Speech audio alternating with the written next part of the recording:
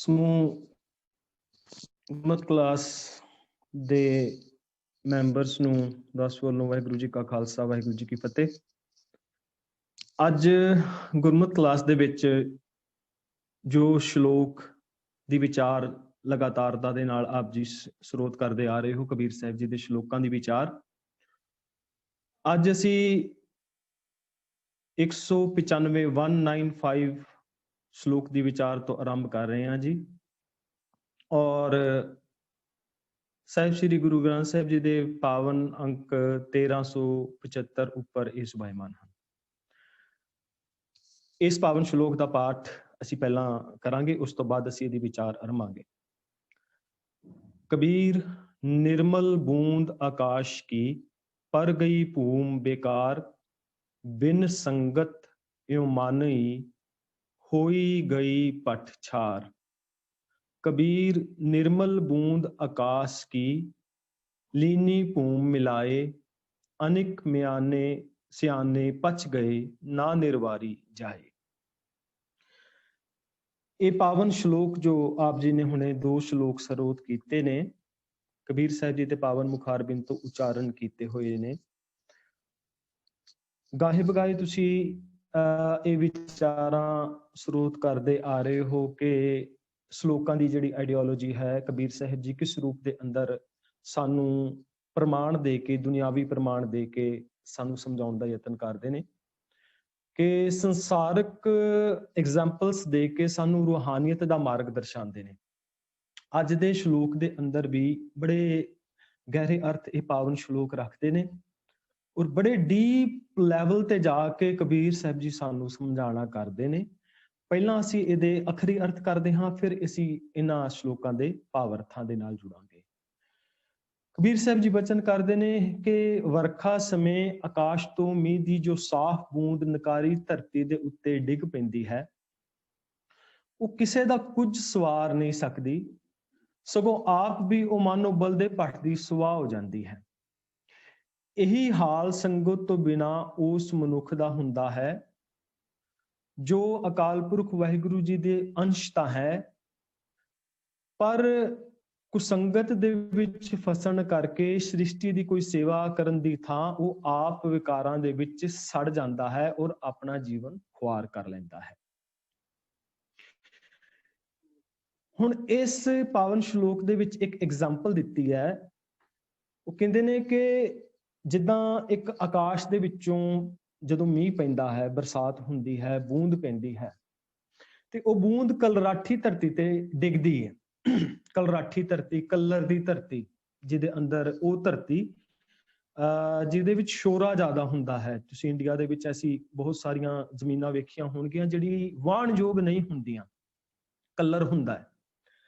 ਐਸੀ ਧਰਤੀ ਜਿਹਦੇ ਵਿੱਚ ਸ਼ੋਰਾ ਜ਼ਿਆਦਾ ਹੁੰਦਾ ਹੈ, ਜਿੱਥੇ ਕੋਈ ਬੀਜ ਪਨਪਦਾ ਨਹੀਂ, ਜਿੱਥੇ ਕੋਈ ਫਸਲ ਨਹੀਂ ਹੁੰਦੀ, ਜਿੱਥੇ ਪੈਦਾਵਾਰ ਨਹੀਂ ਹੁੰਦੀ, ਜਿਹੜੀ ਧਰਤੀ ਜਰਖੇਜ਼ ਨਹੀਂ ਹੁੰਦੀ। ਹੁਣ ਐਸੀ ਧਰਤੀ ਦੇ ਉੱਤੇ ਜੇ ਕੋਈ ਉਸ ਧਰਤੀ ਦੇ ਉੱਤੇ ਆ ਕੇ ਕੋਈ ਬੀਜ ਪਾਵੇ, ਉਹ ਫਲੀਭੂਤ ਨਹੀਂ ਹੋ ਸਕਦਾ। ਹੁਣ ਜਦੋਂ ਅਸੀਂ ਇਹਦੇ ਭਾਵ ਅਰਥ ਵਾਲੇ ਪਾਸੇ ਜਾਂਦੇ ਆ ਨਾ, ਕਿ ਸਾਨੂੰ ਬੜੇ ਸਪਸ਼ਟ ਜਿਹੇ ਸ਼ਬਦਾਂ ਦੇ ਵਿੱਚ ਕਬੀਰ ਸਾਹਿਬ ਜੀ ਸਾਨੂੰ ਇਹਨਾਂ ਦੋਨਾਂ ਸ਼ਲੋਕਾਂ ਦੇ ਵਿੱਚ ਸਮਝਾਉਣਾ ਕਰਦੇ ਨੇ। ਉਹ ਕਹਿੰਦੇ ਨੇ ਵੀ ਮੀਂਹ ਪੈਂਦਾ ਹੈ, ਕਲਰ ਦੀ ਧਰਤੀ ਤੇ ਮੀਂਹ ਪੈ ਗਿਆ, ਹੁਣ ਉਹ ਵਿਅਰਥ ਚਲਾ ਗਿਆ।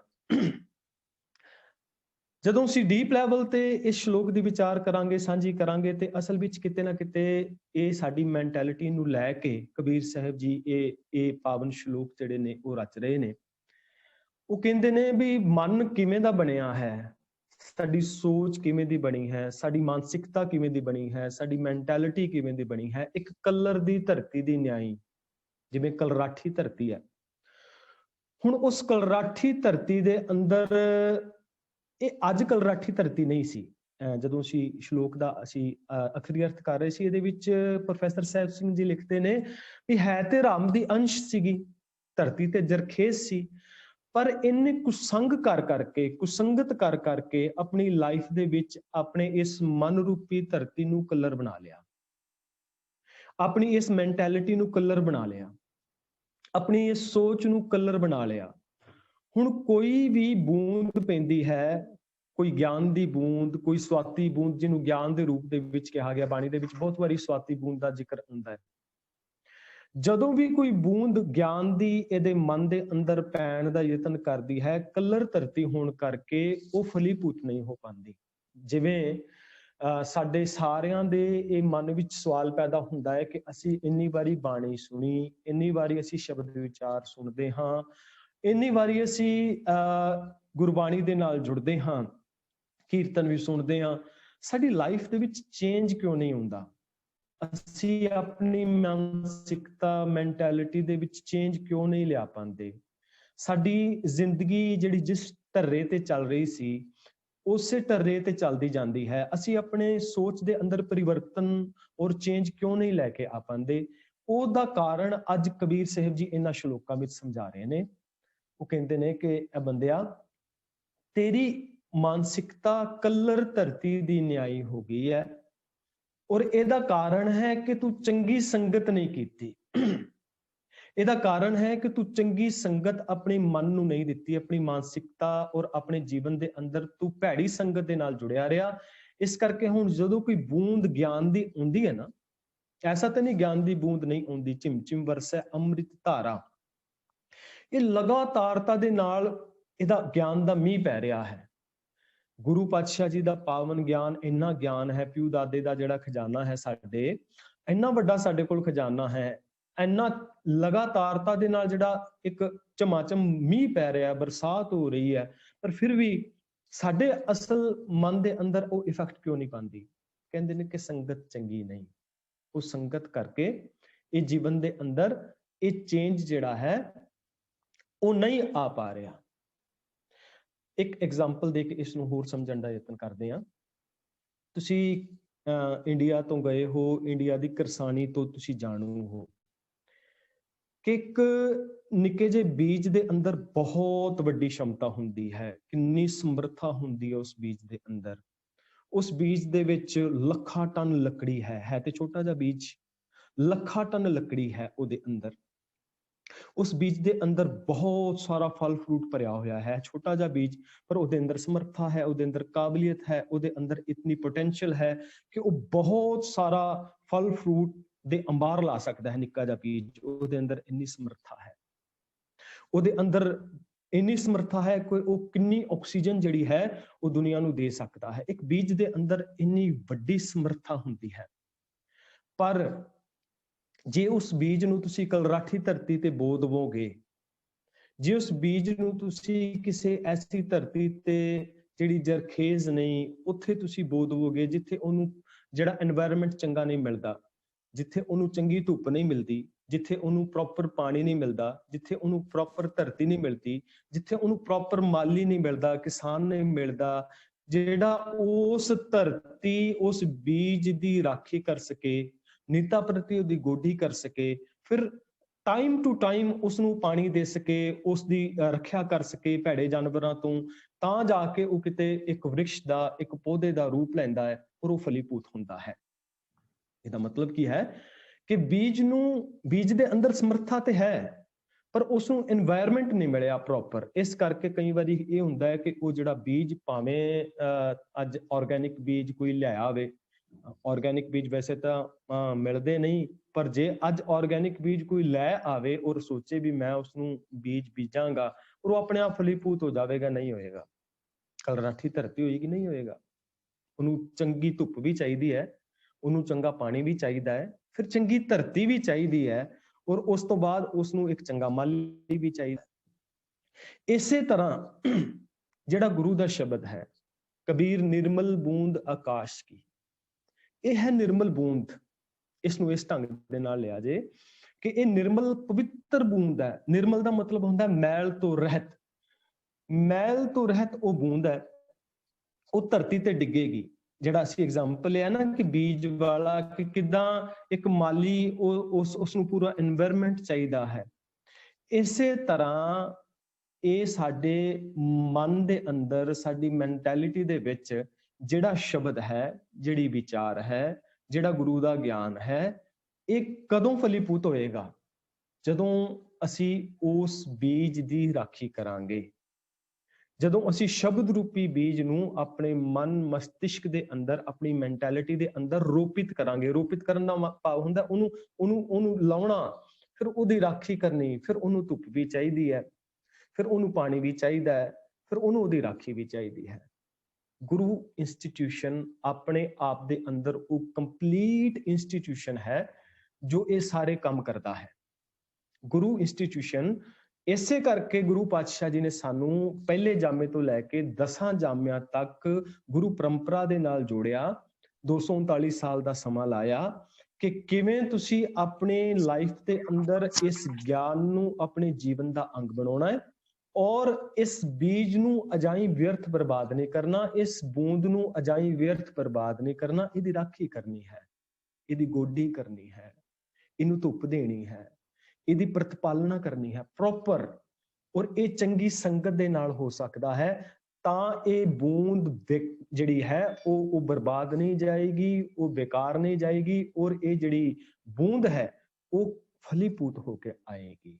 ਉਹ ਨਿਰਮਲ ਬੂੰਦ ਜਿਹੜੀ ਹੈ ਉਹ ਜਦੋਂ ਸਾਡੀ ਮੈਂਟੈਲਿਟੀ ਦੇ ਵਿੱਚ ਗਿਆਨ ਦੇ ਰੂਪ ਦੇ ਵਿੱਚ ਪਏਗੀ ਤੇ ਸਾਡੀ ਲਾਈਫ ਦੇ ਅੰਦਰ ਉਹ ਚੇਂਜ ਆਉਣਾ ਸ਼ੁਰੂ ਹੋ ਜਾਵੇਗਾ। ਕਬੀਰ ਸਾਹਿਬ ਜੀ ਇਸ ਪਾਵਨ ਸ਼ਲੋਕ ਦੇ ਅੰਦਰ ਇਹ ਪਾਵਨ ਬਚਨ ਕਰਦੇ ਨੇ ਕਿ ਸੰਗਤ ਜਿਹੜੀ ਹੈ ਉਹ ਅਤਿਅੰਤ ਜ਼ਰੂਰੀ ਹੈ ਇਸ ਬੂੰਦ ਨੂੰ ਸਾਂਭਣ ਦੇ ਵਾਸਤੇ।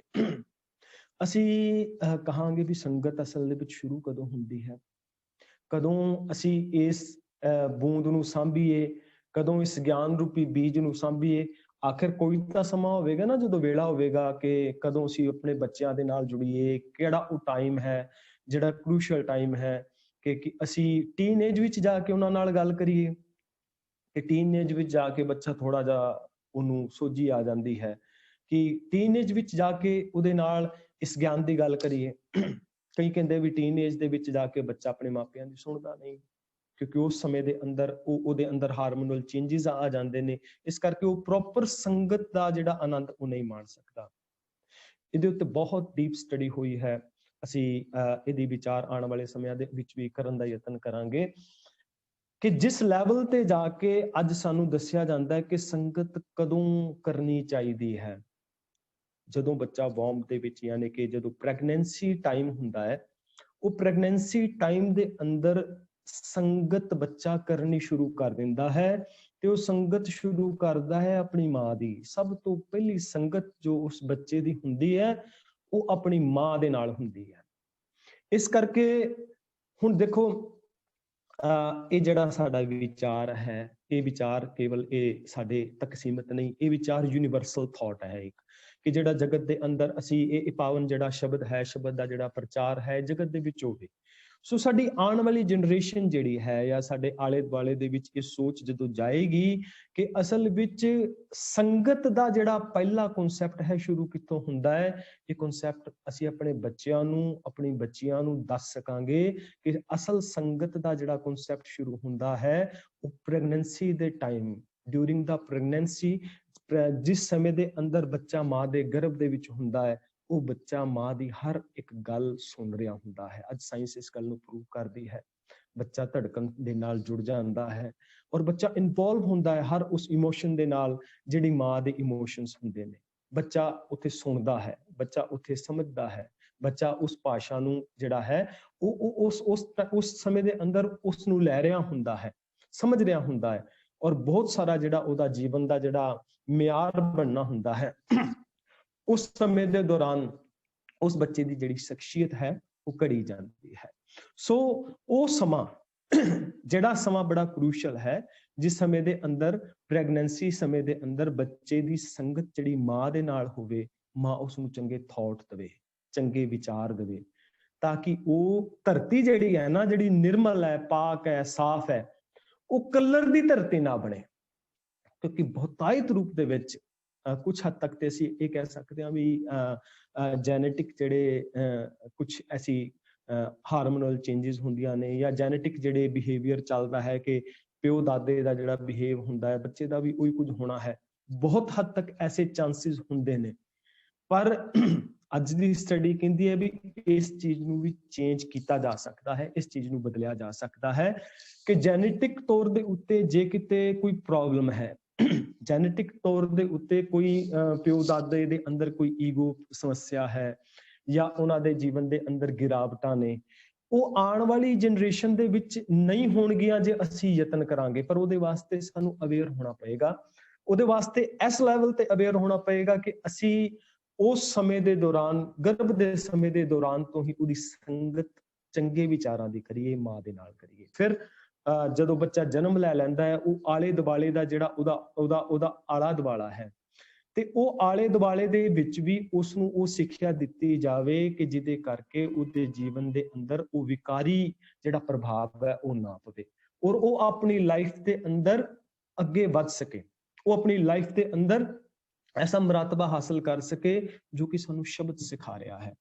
ਉਹਦੀ ਜ਼ਿੰਦਗੀ ਵਿਕਾਰੀ ਨਾ ਹੋਵੇ, ਉਹਦੀ ਮਾਨਸਿਕਤਾ, ਮੈਂਟੈਲਿਟੀ ਦੇ ਵਿੱਚ ਕੋਰਾਪਨ ਨਾ ਆਵੇ, ਉਹਦੀ ਮੈਂਟੈਲਿਟੀ ਦੇ ਵਿੱਚ ਕੱਕਰ ਜਾਂ ਉਹ ਕਲਰਾਠੀ ਧਰਤੀ ਵਾਲਾ ਜਿਹੜਾ ਅਵਸਥਾ ਹੈ ਉਹ ਨਾ ਆਵੇ। ਕਿਉਂਕਿ ਜੇ ਕਲਰਾਠੀ ਧਰਤੀ ਇੱਕ ਵਾਰੀ ਬਣ ਗਈ, ਫਿਰ ਉਸ ਨੂੰ ਚੇਂਜ ਕਰਨਾ ਬੜਾ ਮੁਸ਼ਕਲ ਹੋ ਜਾਂਦਾ ਹੈ। ਜਿਵੇਂ ਸਾਡੀ ਕੁਝ ਹੈਬਿਟਸ ਨੇ, ਸਾਡੀਆਂ ਬੈਡ ਹੈਬਿਟਸ ਨੇ, ਉਹ ਕਹਿ ਲਓ ਸਾਡੀਆਂ ਭੈੜੀਆਂ ਆਦਤਾਂ ਨੇ, ਕਈ ਵਾਰੀ ਅਸੀਂ ਚੇਂਜ ਕਰਨਾ ਚਾਹੁੰਦੇ ਹਾਂ ਪਰ ਉਹ ਚੇਂਜ ਹੋ ਨਹੀਂ ਪਾਉਂਦੀਆਂ, ਕਿਉਂਕਿ ਕਹਿੰਦੇ ਨੇ ਨਾ ਕਿ ਜਨਮ ਜਨਮ ਕੀ ਇਸ ਮਨ ਕੋ ਮਲ ਲਾਗੀ ਕਾਲਾ ਹੋ ਆਸਿਆ।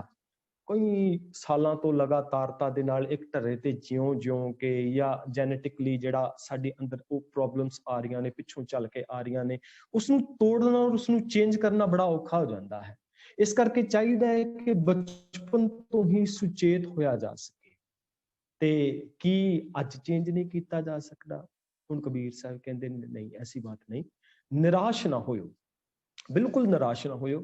ਜੇ ਕਿਤੇ ਅੱਜ ਤੱਕ ਅਸੀਂ ਆਪਣੀ ਉਸ ਮੈਂਟੈਲਿਟੀ ਨੂੰ ਚੇਂਜ ਨਹੀਂ ਕਰ ਪਾਏ, ਅੱਜ ਉਸ ਮੈਂਟੈਲਿਟੀ ਨੂੰ ਚੇਂਜ ਕੀਤਾ ਜਾ ਸਕਦਾ, ਔਰ ਹੁਣੇ ਹੀ ਕੀਤਾ ਜਾ ਸਕਦਾ ਹੈ, ਕਿਉਂਕਿ ਸ਼ਬਦ ਦੇ ਅੰਦਰ ਇਤਨੀ ਤਾਕਤ ਹੈ।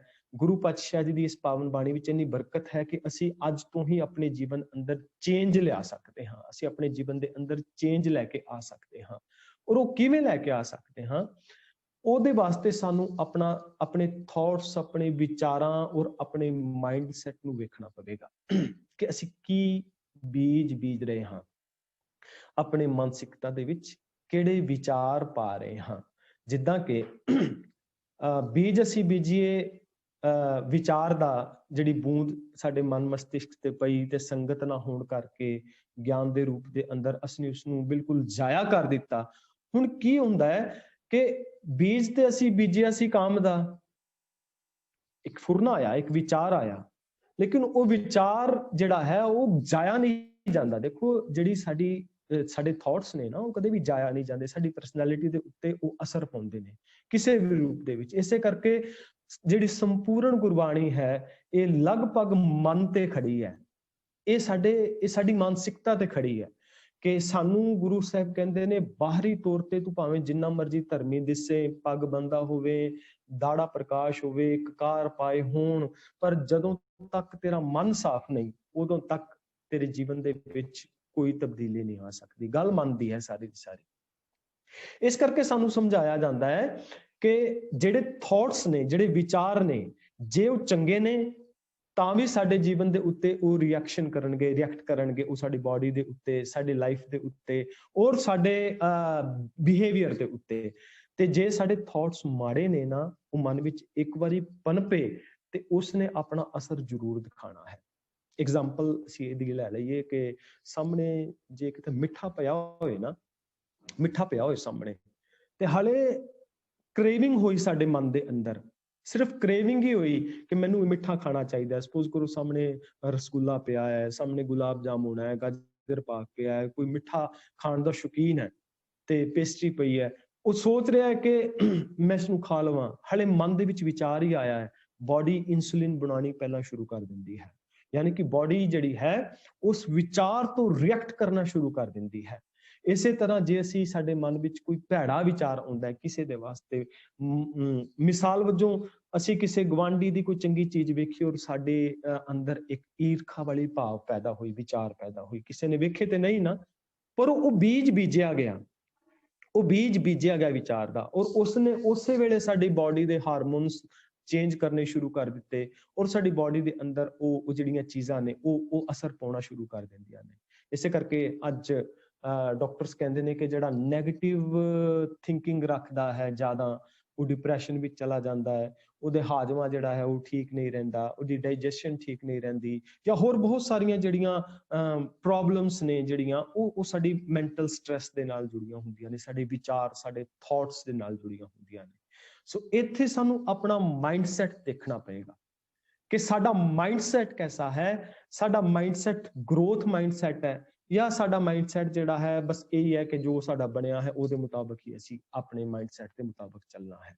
ਸੋ ਗੁਰਬਾਣੀ ਦੇ ਵਿੱਚ ਸਾਨੂੰ ਸਮਝਾਇਆ ਜਾਂਦਾ ਹੈ ਕਿ ਉਸ ਸੋਚ ਨੂੰ ਕਿਵੇਂ ਤਬਦੀਲ ਕਰਨਾ, ਉਸ ਮੈਂਟੈਲਿਟੀ ਨੂੰ ਕਿਵੇਂ ਅਸੀਂ ਤਬਦੀਲ ਕਰ ਸਕਦੇ ਹਾਂ, ਉਹ ਬੂੰਦ ਨੂੰ ਕਿਸ ਢੰਗ ਦੇ ਨਾਲ ਅਸੀਂ ਪੂਰਨ ਤੌਰ ਤੇ ਉਸ ਨੂੰ ਜਜ਼ਬ ਕਰ ਸਕਦੇ ਹਾਂ ਆਪਣੇ ਅੰਦਰ, ਗਿਆਨ ਰੂਪੀ ਬੂੰਦ ਨੂੰ। ਮਨ ਹਾਲੀ ਕਿਰਸਾਣੀ ਕਰਨੀ, ਸ਼ਰਮ ਪਾਣੀ ਤਨ ਖੇਤ, ਨਾਮ ਬੀਜ ਸੰਤੋਖ ਸੁਹਾਗਾ, ਰੱਖ ਗਰੀਬੀ ਵੇਸ। ਭਾਵ ਕਰਮ ਕਰਮ ਕਹਿੰਦੇ ਕਿ ਮਨ ਹਾਲੀ ਕਿਰਸਾਣੀ ਕਰਨੀ, ਮਨ ਹਾਲੀ, ਮਨ ਨੂੰ ਹਾਲੀ ਬਣਾ, ਕਿਰਸਾਣੀ ਨੂੰ ਕਰਨੀ ਬਣਾ, ਮਿਹਨਤ ਕਰ। ਮਨ ਹਾਲੀ ਕਿਰਸਾਣੀ ਕਰਨੀ, ਸ਼ਰਮ ਪਾਣੀ ਤਨ ਖੇਤ, ਸ਼ਰਮ ਦਾ ਮਤਲਬ ਸਖਤ ਮਿਹਨਤ ਕਰ। ਨਾਮ ਬੀਜ, ਫਿਰ ਸਖਤ ਮਿਹਨਤ ਕਰਕੇ ਮਨ ਜਦੋਂ ਹਾਲੀ ਬਣ ਜਾਵੇਗਾ, ਸਖਤ ਮਿਹਨਤ ਕਰੇਗਾ, ਨਾਮ ਨੂੰ ਬੀਜੇਗਾ, ਸੰਤੋਖ ਸੁਹਾਗਾ ਔਰ ਕੰਟੈਂਟਮੈਂਟ ਦਾ ਸੁਹਾਗਾ, ਸੰਤੋਖ ਦਾ ਲਗਾਤਾਰ ਉਸ ਬੀਜ ਨੂੰ ਸਹੇਜੇਗਾ, ਉਸ ਚੰਗੇ ਵਿਚਾਰ ਦੇ ਉੱਤੇ ਲਗਾਤਾਰ ਸੁਹਾਗਾ ਫੇਰੇਗਾ, ਤਾਂ ਕੀ ਹੋਵੇਗਾ ਕਿ ਉਸ ਟਾਈਮ ਤੇਰੇ ਉਹ ਜਿਹੜਾ ਬੀਜ ਹੈ ਉਹ ਫਲੀਭੂਤ ਹੋਣਾ ਸ਼ੁਰੂ ਹੋ ਜਾਵੇਗਾ। ਅਮਲ ਕਰ ਧਰਤੀ ਬੀਜ ਸ਼ਬਦੋ ਕਰ, ਸੱਚ ਕੀ ਆਬ ਨਿਤ ਦੇ ਪਾਣੀ, ਹੋਏ ਕਿਰਸਾਨ ਈਮਾਨ ਜਮਾਏ ਲੈ, ਪਿਸ਼ ਦੋਜਕ ਮੂੜੇ ਏਵ ਜਾਣੀ। ਅਮਲ ਕਰ ਧਰਤੀ ਬੀਜ ਸ਼ਬਦੋ ਕਰ, ਵਾਰ-ਵਾਰ ਗੁਰਬਾਣੀ ਦੇ ਅੰਦਰ ਸਾਨੂੰ ਇਹ ਬਹੁਤ ਸਾਰੇ ਪ੍ਰਮਾਣ ਮਿਲ ਜਾਂਦੇ ਨੇ ਕਿ ਕਿਵੇਂ ਅਸੀਂ ਆਪਣੀ ਉਸ ਮਾਨਸਿਕਤਾ ਦੀ ਗੋਡੀ ਕਰਨੀ ਹੈ। ਕਾਮ ਕ੍ਰੋਧ ਦੋਏ ਕਰੋ ਬਸੋਲੇ, ਗੋਡੋ ਧਰਤੀ ਭਾਈ। ਦੇਖੋ ਗੁਰਬਾਣੀ ਦੇ ਵਿੱਚ ਨਾ ਵੈਸੇ ਕਾਮ ਕ੍ਰੋਧ ਨੂੰ ਮਾੜਾ ਕਿਹਾ ਗਿਆ ਹੈ ਕਿ ਕਾਮ ਔਰ ਕ੍ਰੋਧ ਜਿਹੜੇ ਨੇ ਇਹ ਐਸੇ ਜਜ਼ਬੇ ਨੇ, ਐਸੇ ਵਿਕਾਰ ਜਿਹੜੇ ਨੇ ਜਿਹੜੇ ਮਾੜੇ ਨੇ, ਜਿਨ੍ਹਾਂ ਨੂੰ ਨੈਗੇਟਿਵ ਤੌਰ ਦੇ ਉੱਤੇ ਲਿਆ ਜਾਂਦਾ ਹੈ। ਪਰ ਗੁਰੂ ਸਾਹਿਬ ਨੇ ਨਾ ਇਸ ਨੂੰ, ਇਸ ਸ਼ਬਦ ਦੇ ਅੰਦਰ ਨਾ ਪੋਜ਼ਿਟਿਵ ਵੇ ਦੇ ਨਾਲ ਪੇਸ਼ ਕੀਤਾ ਹੈ। ਉਹ ਕਹਿੰਦੇ ਨੇ ਵੀ ਕਾਮ ਕ੍ਰੋਧ ਦੋਏ ਕਰੋ ਬਸੋਲੇ, ਗੋਡੋ ਧਰਤੀ ਭਾਈ। ਇਹਨੂੰ ਪੋਜ਼ਿਟਿਵ ਵੇ ਦੇ ਵਿੱਚ ਲੈ ਸਕਦਾ ਹੈ। ਧਰਤੀ ਗੋਡ ਆਪਣੀ, ਉਹਦੀ ਕੇਅਰ ਕਰ। ਕਿਹਦੇ ਨਾਲ ਕਰ? ਕਾਮ ਦਾ ਵਿਚਾਰ ਆਇਆ ਉਹਨੂੰ ਕਨਵਰਟ ਕਰ, ਉਹਨੂੰ ਸਾਂਭ।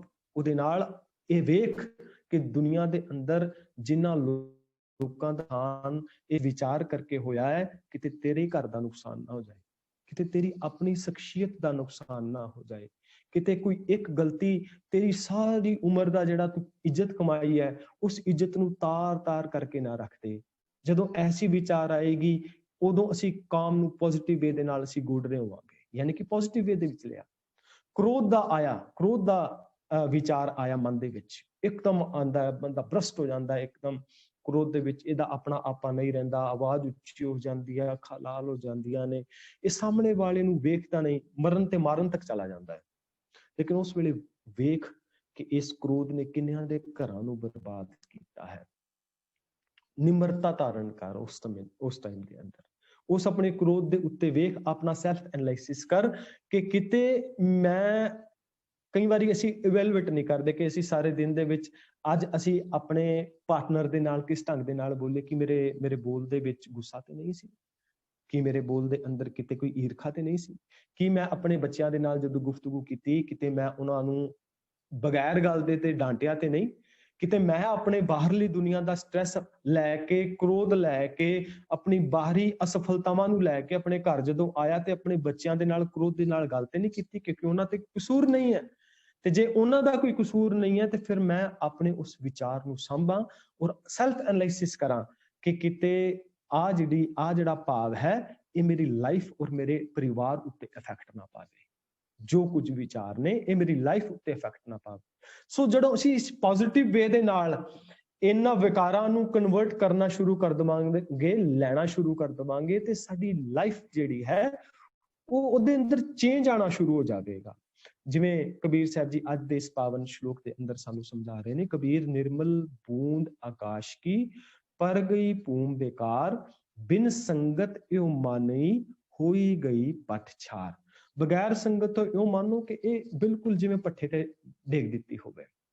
ਕਈ ਹੁੰਦੇ ਨੇ ਮਾਨਸਿਕਤਾ ਐਸੀ ਬਣੀ ਹੁੰਦੀ ਹੈ, ਮੈਂਟੈਲਿਟੀ ਐਸੀ ਬਣੀ ਹੁੰਦੀ ਹੈ ਕਿ ਜਿੰਨਾ ਮਰਜ਼ੀ ਉਹਨਾਂ ਨੂੰ ਕੋਈ ਚੰਗੀ ਗੱਲ ਮਿਲ ਜਾਵੇ ਪਰ ਲਾਈਫ ਦੇ ਵਿੱਚ ਕੋਈ ਪਰਿਵਰਤਨ ਹੀ ਨਹੀਂ ਹੁੰਦਾ। ਪੱਥਰ ਦੀ ਨਿਆਈ ਹੁੰਦੇ ਨੇ। ਜਿੱਦਾਂ ਬਾਣੀ ਦਾ ਇੱਕ ਬਚਨ ਹੈ ਨਾ ਕਿ ਇੱਕ ਜਿਹੜਾ ਬੰਦਾ ਹੈ ਸੰਗਤ ਵਿੱਚ ਆ ਕੇ ਵੀ ਬਹਿ ਜਾਂਦਾ ਹੈ ਪਰ ਇਉਂ ਬਹਿੰਦਾ ਜਿਵੇਂ ਪੱਥਰ ਬਣ ਕੇ ਬੈਠਾ ਹੈ, ਪੱਥਰ ਦੀ ਨਿਆਈ ਬੈਠਾ ਹੈ, ਉਹਨੂੰ ਪੱਥਰ ਉੱਤੇ ਕੋਈ ਅਸਰ ਹੀ ਨਹੀਂ ਹੁੰਦਾ। ਇਸੇ ਤਰ੍ਹਾਂ ਉਸ ਬੰਦੇ ਦੀ ਮਾਨਸਿਕਤਾ ਬਣ ਜਾਂਦੀ ਹੈ ਕਠੋਰ ਮਾਨਸਿਕਤਾ, ਸਖਤ ਮਾਨਸਿਕਤਾ ਬਣ ਜਾਂਦੀ ਹੈ ਜਿਹਦੇ ਉੱਤੇ ਗੁਰੂ ਪਾਤਸ਼ਾਹ ਜੀ ਦੀ ਇਹਨਾਂ ਸੰਵੇਦਨਾਵਾਂ ਦਾ, ਸੰਵੇਦਨਸ਼ੀਲ ਗੱਲਾਂ ਦਾ ਕੋਈ ਅਸਰ ਨਹੀਂ ਹੁੰਦਾ। ਸੋ ਸੰਗਤ ਬੜੀ ਮੈਟਰ ਕਰਦੀ ਹੈ। ਸਪੇਨ ਦੀ ਇੱਕ ਕਹਾਵਤ ਹੈ ਕਿ ਤੁਸੀਂ ਮੈਨੂੰ ਦੱਸੋ ਕਿ ਤੁਸੀਂ ਕਿੰਨਾ ਲੋਕਾਂ ਦੇ ਨਾਲ ਰਹਿੰਦੇ ਹੋ ਤੇ ਮੈਂ ਤੁਹਾਨੂੰ ਦੱਸ ਦਵਾਂਗਾ ਕਿ ਤੁਹਾਡੀ ਸ਼ਖਸੀਅਤ ਕੈਸੀ ਹੈ। ਤੁਹਾਡੇ ਦੋਸਤ ਮਿੱਤਰ, ਤੁਹਾਡਾ ਜਿਨ੍ਹਾਂ ਦੇ ਨਾਲ ਤੁਸੀਂ ਸੰਗਤ ਕਰਦੇ ਹੋ, ਜਿਹੜੇ ਤੁਹਾਡਾ ਰਿਲੇਸ਼ਨਸ਼ਿਪ ਵਿੱਚ ਰਹਿੰਦੇ ਨੇ, ਜਿਨ੍ਹਾਂ ਦੇ ਨਾਲ ਤੁਸੀਂ ਜ਼ਿਆਦਾ ਪਿਆਰ ਦੇ ਨਾਲ ਜਾਂ ਸੌਖੇ ਹੋ ਕੇ ਗੱਲਬਾਤ ਕਰਦੇ ਹੋ, ਤੇ ਇਹ ਤੁਹਾਡੀ ਸ਼ਖਸੀਅਤ ਦਾ ਇੱਕ ਅਕਸ ਹੁੰਦਾ ਹੈ ਕਿ ਜਿਨ੍ਹਾਂ ਦੇ ਨਾਲ ਤੁਸੀਂ ਜ਼ਿਆਦਾ ਪਸੰਦ ਕਰਦੇ ਹੋ, ਜਿਹੜੀਆਂ ਗੱਲਾਂ ਤੁਸੀਂ ਜ਼ਿਆਦਾ ਪਸੰਦ ਕਰਦੇ ਹੋ, ਵੈਸੀ ਤੁਹਾਡੀ ਪਰਸਨੈਲਿਟੀ ਜਿਹੜੀ ਹੈ ਉਹ ਡਿਵੈਲਪ ਹੋਣੀ ਸ਼ੁਰੂ ਹੋ ਜਾਂਦੀ ਹੈ। ਸੋ ਕਬੀਰ ਸਾਹਿਬ ਕਹਿੰਦੇ ਨੇ ਕਿ ਸੰਗਤ ਜਿਹੜੀ ਹੈ ਉਹ ਚੰਗੀ ਕਰ। ਇਸੇ ਕਰਕੇ ਸੰਗਤ ਦਾ ਕਨਸੈਪਟ ਹੈ ਗਿਆ ਕਿ ਇੱਕ ਸਿੱਖ ਦੋ ਸਾਧ ਸੰਗਤ ਜੀ ਪਰਮ। ਸਿੱਖ ਇਹ ਵੀ ਸੰਗਤ ਕਰ ਸਕਦਾ, ਆਪਣੇ ਮਨ ਦੇ ਨਾਲ, ਆਪਣੇ ਆਪ ਦੇ ਨਾਲ ਗੱਲ ਕਰਦਾ ਹੈ। ਜਿੱਦਾਂ ਅੱਜ ਤੇ ਸਾਈਕੈਟ੍ਰਿਸਟ ਵੀ ਇਹ ਗੱਲ ਕਹਿੰਦੇ ਨੇ ਕਿ ਤੁਸੀਂ ਸੈਲਫ ਮੋਟੀਵੇਸ਼ਨ ਆਪਣੇ ਆਪ ਨੂੰ ਦਵੋ। ਤੁਸੀਂ ਵਾਰ-ਵਾਰ ਆਪਣੇ ਆਪ ਨੂੰ ਕਹੋ ਕਿ ਵੀ ਮੈਂ ਬੜਾ ਵਧੀਆ ਹਾਂ, ਮੈਂ ਬੜਾ ਚੰਗਾ ਹਾਂ, ਮੈਂ ਬੜਾ ਪੋਜ਼ਿਟਿਵ ਹਾਂ, ਮੈਂ ਬਹੁਤ ਮਿੱਠ ਬੋਲਣਾ ਹਾਂ। ਆਪਣੇ ਆਪ ਨਾਲ ਗੱਲ ਕਰਦਾ ਹੈ ਨਾ, ਇੱਕ ਸੰਗਤ ਹੋ ਗਈ, ਮਨ ਦੇ ਨਾਲ ਸੰਗਤ ਹੋ ਗਈ, ਜ਼ੁਬਾਨ ਤੇ ਮਨ ਦੀ ਜਿਹੜੀ ਹੈ ਉਹ ਸੰਗਤ ਹੋ ਗਈ ਸਾਡੀ। ਇਸੇ ਤਰ੍ਹਾਂ ਇੱਕ ਸਿੱਖ ਦੋਏ ਸਾਧ ਸੰਗ, ਕਹਿੰਦੇ ਜਦੋਂ ਇੱਕ ਸਿੱਖ ਸੰਗਤ ਕਰਦਾ ਫਿਰ ਦੋਏ ਸਾਧ ਸੰਗ ਜਦੋਂ ਦੋ ਰਲ ਜਾਂਦੇ ਨੇ ਫਿਰ ਸਤਸੰਗਤ ਹੋ ਜਾਂਦੀ ਹੈ। ਜਿੱਦਾਂ ਮੈਂ ਪਹਿਲਾਂ ਇੱਕ ਐਗਜ਼ਾਮਪਲ ਦਿੱਤੀ ਹੈ ਕਿ ਮਾਂ ਦੇ ਗਰਭ ਵਿੱਚ ਬੱਚਾ ਹੈ, ਸੰਗਤ ਤੇ ਉਦੋਂ ਹੀ ਸ਼ੁਰੂ ਹੋ ਸਕਦੀ ਹੈ। ਦੋਏ ਸਾਧ ਸੰਗ, ਇਹ ਦੋਵੇਂ ਹੋ ਗਏ, ਜੁੜ ਗਏ ਤੇ ਉਹਨਾਂ ਦੀ ਸਤਸੰਗਤ ਹੋ ਗਈ। ਪੰਜੀ ਪਰਮੇਸ਼ਵਰ ਤੇ ਕਹਿੰਦੇ ਜਦੋਂ ਪੰਜ ਮਿਲ ਜਾਂਦੇ ਨੇ ਫਿਰ ਉੱਥੇ ਤੇ ਪਰਮੇਸ਼ਵਰ ਆਪ ਵਿਰਾਜਦਾ ਹੈ। ਭਾਵ ਉਹ ਪੰਜ ਜਦੋਂ ਸੱਚ ਦੀ ਵਿਚਾਰ ਕਰਦੇ ਨੇ, ਯਾਨੀ ਕਿ ਜਦੋਂ ਬਹੁਤਾਇਤ ਰੂਪ ਵਿੱਚ ਸੰਗਤ ਦੇ ਅੰਦਰ ਸੱਚ ਦੀ ਵਿਚਾਰ ਹੁੰਦੀ ਹੈ, ਉੱਥੇ ਰੱਬ ਜੀ ਆਪ ਵਰਤਦੇ ਨੇ। ਸੋ ਇੱਕ এনवायरमेंट ਵੀ ਜਿਹੜਾ ਹੈ ਉਹ ਚੰਗਾ ਚਾਹੀਦਾ ਹੈ ਕਿ ਸਾਡਾ এনवायरमेंट ਵੀ ਜਿਹੜਾ ਹੈ ਉਹ ਚੰਗਾ ਹੋਵੇ। ਇਸ ਕਰਕੇ ਕਿਹਾ ਜਾਂਦਾ ਵੀ ਗੁਰਦੁਆਰਾ ਸਾਹਿਬ ਜਾਓ, ਗੁਰਦੁਆਰਾ ਸਾਹਿਬ ਜਾ ਕੇ ਚੰਗੀ ਤਰ੍ਹਾਂ ਆਪਣੇ ਆਪ ਨੂੰ ਫਰੈਸ਼ ਕਰਕੇ ਉੱਥੇ ਜਾ ਕੇ ਬੈਠੋ ਤੇ ਸੰਗਤ ਦੇ ਵਿੱਚ ਸ਼ਬਦ ਦਾ ਅਸਰ ਵਧੇਰੇ ਹੁੰਦਾ ਹੈ। ਇਸੇ ਕਰਕੇ ਗੁਰੂ ਸਾਹਿਬ ਨੇ ਕਿਹਾ ਸੀ ਕਿ ਪਹਿਲਾਂ ਪੰਗਤ ਫਿਰ ਸੰਗਤ। ਉਹਨਾਂ ਨੇ ਇੱਕ ਪਾਏ ਦਰ ਪਾਏ ਇਸ ਨੂੰ ਅੱਗੇ ਵਧਾਇਆ। ਸੰਗਤ ਦੀ ਜਿਹੜੀ ਪਰਪਾਟੀ ਹੈ ਉਹ ਸਿੱਖ ਦੇ ਜੀਵਨ ਦੇ ਅੰਦਰ ਪੱਕੀ ਕਰ ਦਿੱਤੀ ਕਿ ਜਿਹੜਾ ਸਿੱਖ ਹੋਵੇਗਾ ਉਹ ਸੰਗਤ ਕਰੇਗਾ ਤਾਂ ਕਿ ਉਹ ਆਪਣੇ ਮਨ ਦੇ ਅੰਦਰ ਉਸ ਮੈਲ ਨੂੰ ਧੋ ਸਕੇ। ਕਬੀਰ ਜੀ ਦਾ ਇਹ ਪਾਵਨ ਸ਼ਲੋਕ, ਕਬੀਰ ਨਿਰਮਲ ਬੂੰਦ ਆਕਾਸ਼ ਕੀ, ਲੀਨੀ ਭੂਮ ਮਿਲਾਏ, ਅਨਿਕ ਮਿਆਨੇ ਪਚ ਗਏ, ਨਾ ਨਿਰਵਾਰੀ ਜਾਏ। ਇਸ ਸ਼ਲੋਕ ਦੇ ਅੰਦਰ ਸਮਝਾਣਾ ਕਰਦੇ ਨੇ, ਕਹਿੰਦੇ ਕਿ ਇਹ ਹਾਲ ਮਨੁੱਖ ਦਾ ਸਮਝੋ ਵੀ ਕਹਿੰਦੇ ਨੇ ਕਿ ਵਰਖਾ ਸਮੇਂ ਆਕਾਸ਼ ਤੋਂ ਮੀਂਹ ਦੀ ਜਿਸ ਸਾਫ਼ ਬੂੰਦ ਨੂੰ ਸਿਆਣੇ ਜ਼ਮੀਂਦਾਰ ਨੇ ਹਲ ਨਾਲ ਵਾਹ ਕੇ ਸਵਾਰੀ ਹੋਈ ਆਪਣੀ ਜ਼ਮੀਨ ਵਿੱਚ ਵੱਟ ਬਣਨਾ ਠੀਕ ਕਰਕੇ ਰਲਾ ਲਿਆ, ਉਹ ਵੀ ਜ਼ਮੀਨ ਨਾਲੋਂ ਨਿਖੇੜੀ ਨਹੀਂ ਜਾ ਸਕਦੀ, ਯਾਨੀ ਕਿ ਉਸ ਨੂੰ ਅਲੱਗ ਨਹੀਂ ਕੀਤਾ ਜਾ ਸਕਦਾ। ਜਿਵੇਂ ਜ਼ਮੀਂਦਾਰ ਚਾਰ ਚਫੇਰੀ ਗੁੱਡੀ ਕਰਕੇ ਉਸ ਪਾਣੀ ਨੂੰ ਸਹੇਜ ਲੈਂਦਾ ਹੈ, ਫਿਰ ਉਸ ਬੂੰਦ ਨੂੰ ਨਖੇੜਿਆ ਨਹੀਂ ਜਾ ਸਕਦਾ, ਉਸ ਨੂੰ ਅਲੱਗ ਨਹੀਂ ਕੀਤਾ ਜਾ ਸਕਦਾ। ਕਹਿੰਦੇ ਨੇ ਭਾਵੇਂ ਅਨੇਕਾਂ ਸਿਆਣੇ ਕੋਸ਼ਿਸ਼ ਕਰ ਲੈਣ, ਉਸ ਰਾਠੀ ਪਾਣੀ ਧਰਤੀ ਤੇ ਘੱਟ ਜੁੜਦਾ ਹੈ। ਤੇ ਇਹੀ ਹਾਲ ਉਸ ਮਨੁੱਖ ਦਾ ਹੁੰਦਾ ਹੈ।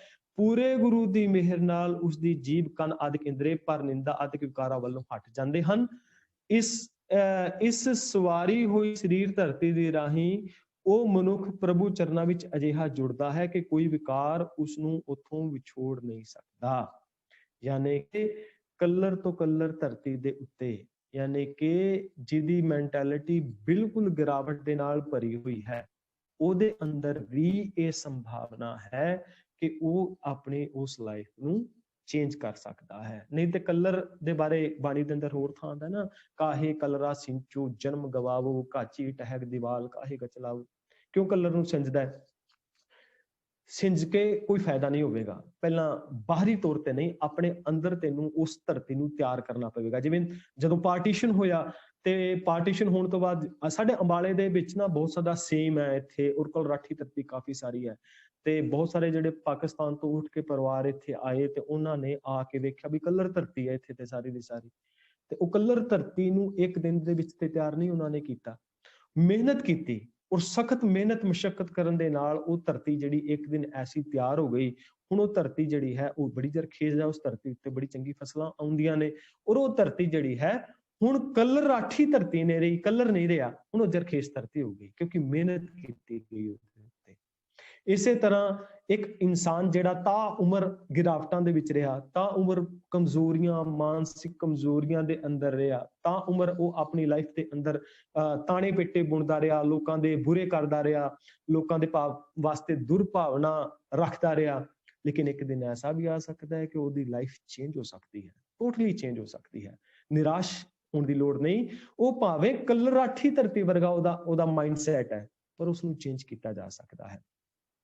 ਕਬੀਰ ਸਾਹਿਬ ਜੀ ਦਾ ਇੱਕ ਸ਼ਬਦ ਹੈ, ਉਹਦੇ ਵਿੱਚ ਉਹ ਬਚਨ ਕਰਦੇ ਨੇ, ਮੁਸ ਮੁਸ ਰੋਵੈ ਕਬੀਰ ਕੀ ਮਾਈ, ਇਹ ਬਾਰ ਕੈਸੇ ਜੀਵੈ ਰਘੁਰਾਈ, ਤਨਨਾ ਬੁਨਨਾ ਸਭ ਤਜਿਓ ਹੈ ਕਬੀਰ, ਹਰ ਕਾ ਨਾਮ ਲਿਖ ਲਿਓ ਸ਼ਰੀਰ, ਜਬ ਲਗ ਤਾਗਾ ਬਾਹੋਂ ਬੇਹੀ, ਤਬ ਲਗ ਬਿਸਰੈ ਰਾਮ ਸਨੇਹੀ, ਓਛੀ ਮਤ ਮੇਰੀ ਜਾਤ ਚੁਲਾਹਾ, ਹਰ ਕਾ ਨਾਮ ਲਿਓ ਮੈਂ ਲਾਹਾ। ਐ ਕਰਕੇ ਇਹ ਸ਼ਬਦ ਹੈ।